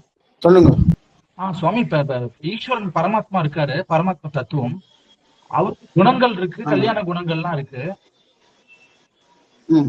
ரூபம் இருக்கு, மங்கள ரூபம். அப்ப அந்த ரூபம், அந்த குணங்கள், அந்த ஆத்மா, பெருமாளுக்கு ஒரு ஆத்மா இருக்குல்ல, அப்ப அது எப்படி அது எப்படி அந்த குணங்களும் அந்த ரூபமும் எதுல சுவாமி வரும்? அது வந்து திரவியமா அதிரவியமா? எல்லாமே திரவியம்தான். திரவியம்தான் மேல வரப்போறது. சரி சரி. அதுதான் முதல்ல திரவியம்னா என்ன அத்ரவியம்னா என்ன தெரிஞ்சுட்டு வச்சுக்கேன், இந்த கொஸ்டினே உங்களுக்கு வராது. அதை சொல்லிருந்தோம்னா இன்னொரு 1/2 hour போயிடும். சரி சரி. அதனால இதை முதல்ல சம்மரைஸ் பண்ணிட்டு, ஏன்னா காலட்சேப பிரக்ரியை அப்படின்னு எடுத்திருக்காரு வியாக்கியாதா. இதை முதல்ல சம்மரைஸ் பண்ணிட்டு இந்த 10 அவதாரங்கள் சம்மரைஸ் பண்ணிட்டு அப்புறம் முதல்ல இருந்து எடுத்துக்கணும். பிரமாணம், பிரமேயம். பிரமாணம்னா என்ன, எதெல்லாம் பிரமாணம் அப்படின்னு யாரெல்லாம் என்னென்ன ஆட்சேபிக்கிறா அதை எடுத்துக்கணும். பிரமேயம், யார் பிரமேயம்? ஸ்ரீமன் நாராயணா, இல்ல வாசல்ல பரவாயில்லா, இல்ல ஏதோ தேவதையா? கிடையாதுன்னு நிரூபிக்கிறார். இந்த மாதிரி வந்துட்டு இருக்கும். இந்த மாதிரி ஒவ்வொன்றும் வந்துட்டு இருக்கும். அப்ப வரச்சே அப்ப அத்ரவியமா திரவியமான்றது அங்க வந்துடும். சுவாமி, இப்ப இந்த ஆச்சாரியருடைய திருவாக்கும் ஒரு பிரமாணம் சொன்னேன். சந்தேகமே இல்லை, பிரமாணம் தான். நோ டவுட், சந்தேகமே கிடையாது, எந்த சந்தேகம் கிடையாது, ஒரு துளியும் சந்தேகம் கிடையாது. பகவானுடைய வார்த்தை பிரமாணமான்னு கேளுங்க, கொஞ்சம் பார்த்து சொல்றேன்னு சொல்லுவேன். ஆச்சாரிய வார்த்தை பிரமாணமான்னா கேட்கவே படாது. பிரமாணம், சந்தேகமே இல்லை. அதனால்தான் கீதையை காட்டிலும் திருவாய்மொழிக்கு ஏற்றன்னா எங்க நம்மாழ்வார் பாடினது. கீதைக்கு ஏன் அந்த ஏத்த இல்லைன்னா ஒண்ணுமில்லாத கண்ணன் சொன்னது, அவ்வளவுதான். சுவாமி இந்த வார்த்தை சொல்லலாமான்னா நம்மாழ்வார கம்பேர் பண்ணது, அவ்வளவுதான். அவருக்கு வேற எதுவும் சொல்ல முடியாது.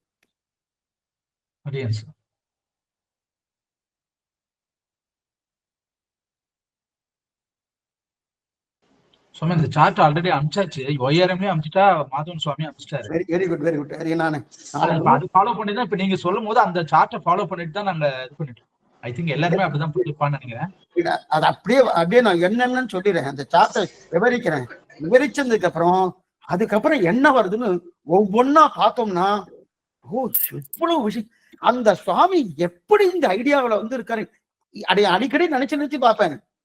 சீபாஷத்தை இப்படி சுருக்கணும்னு இவருக்கு எப்படி இந்த மாதிரி கொடுத்திருக்காரு?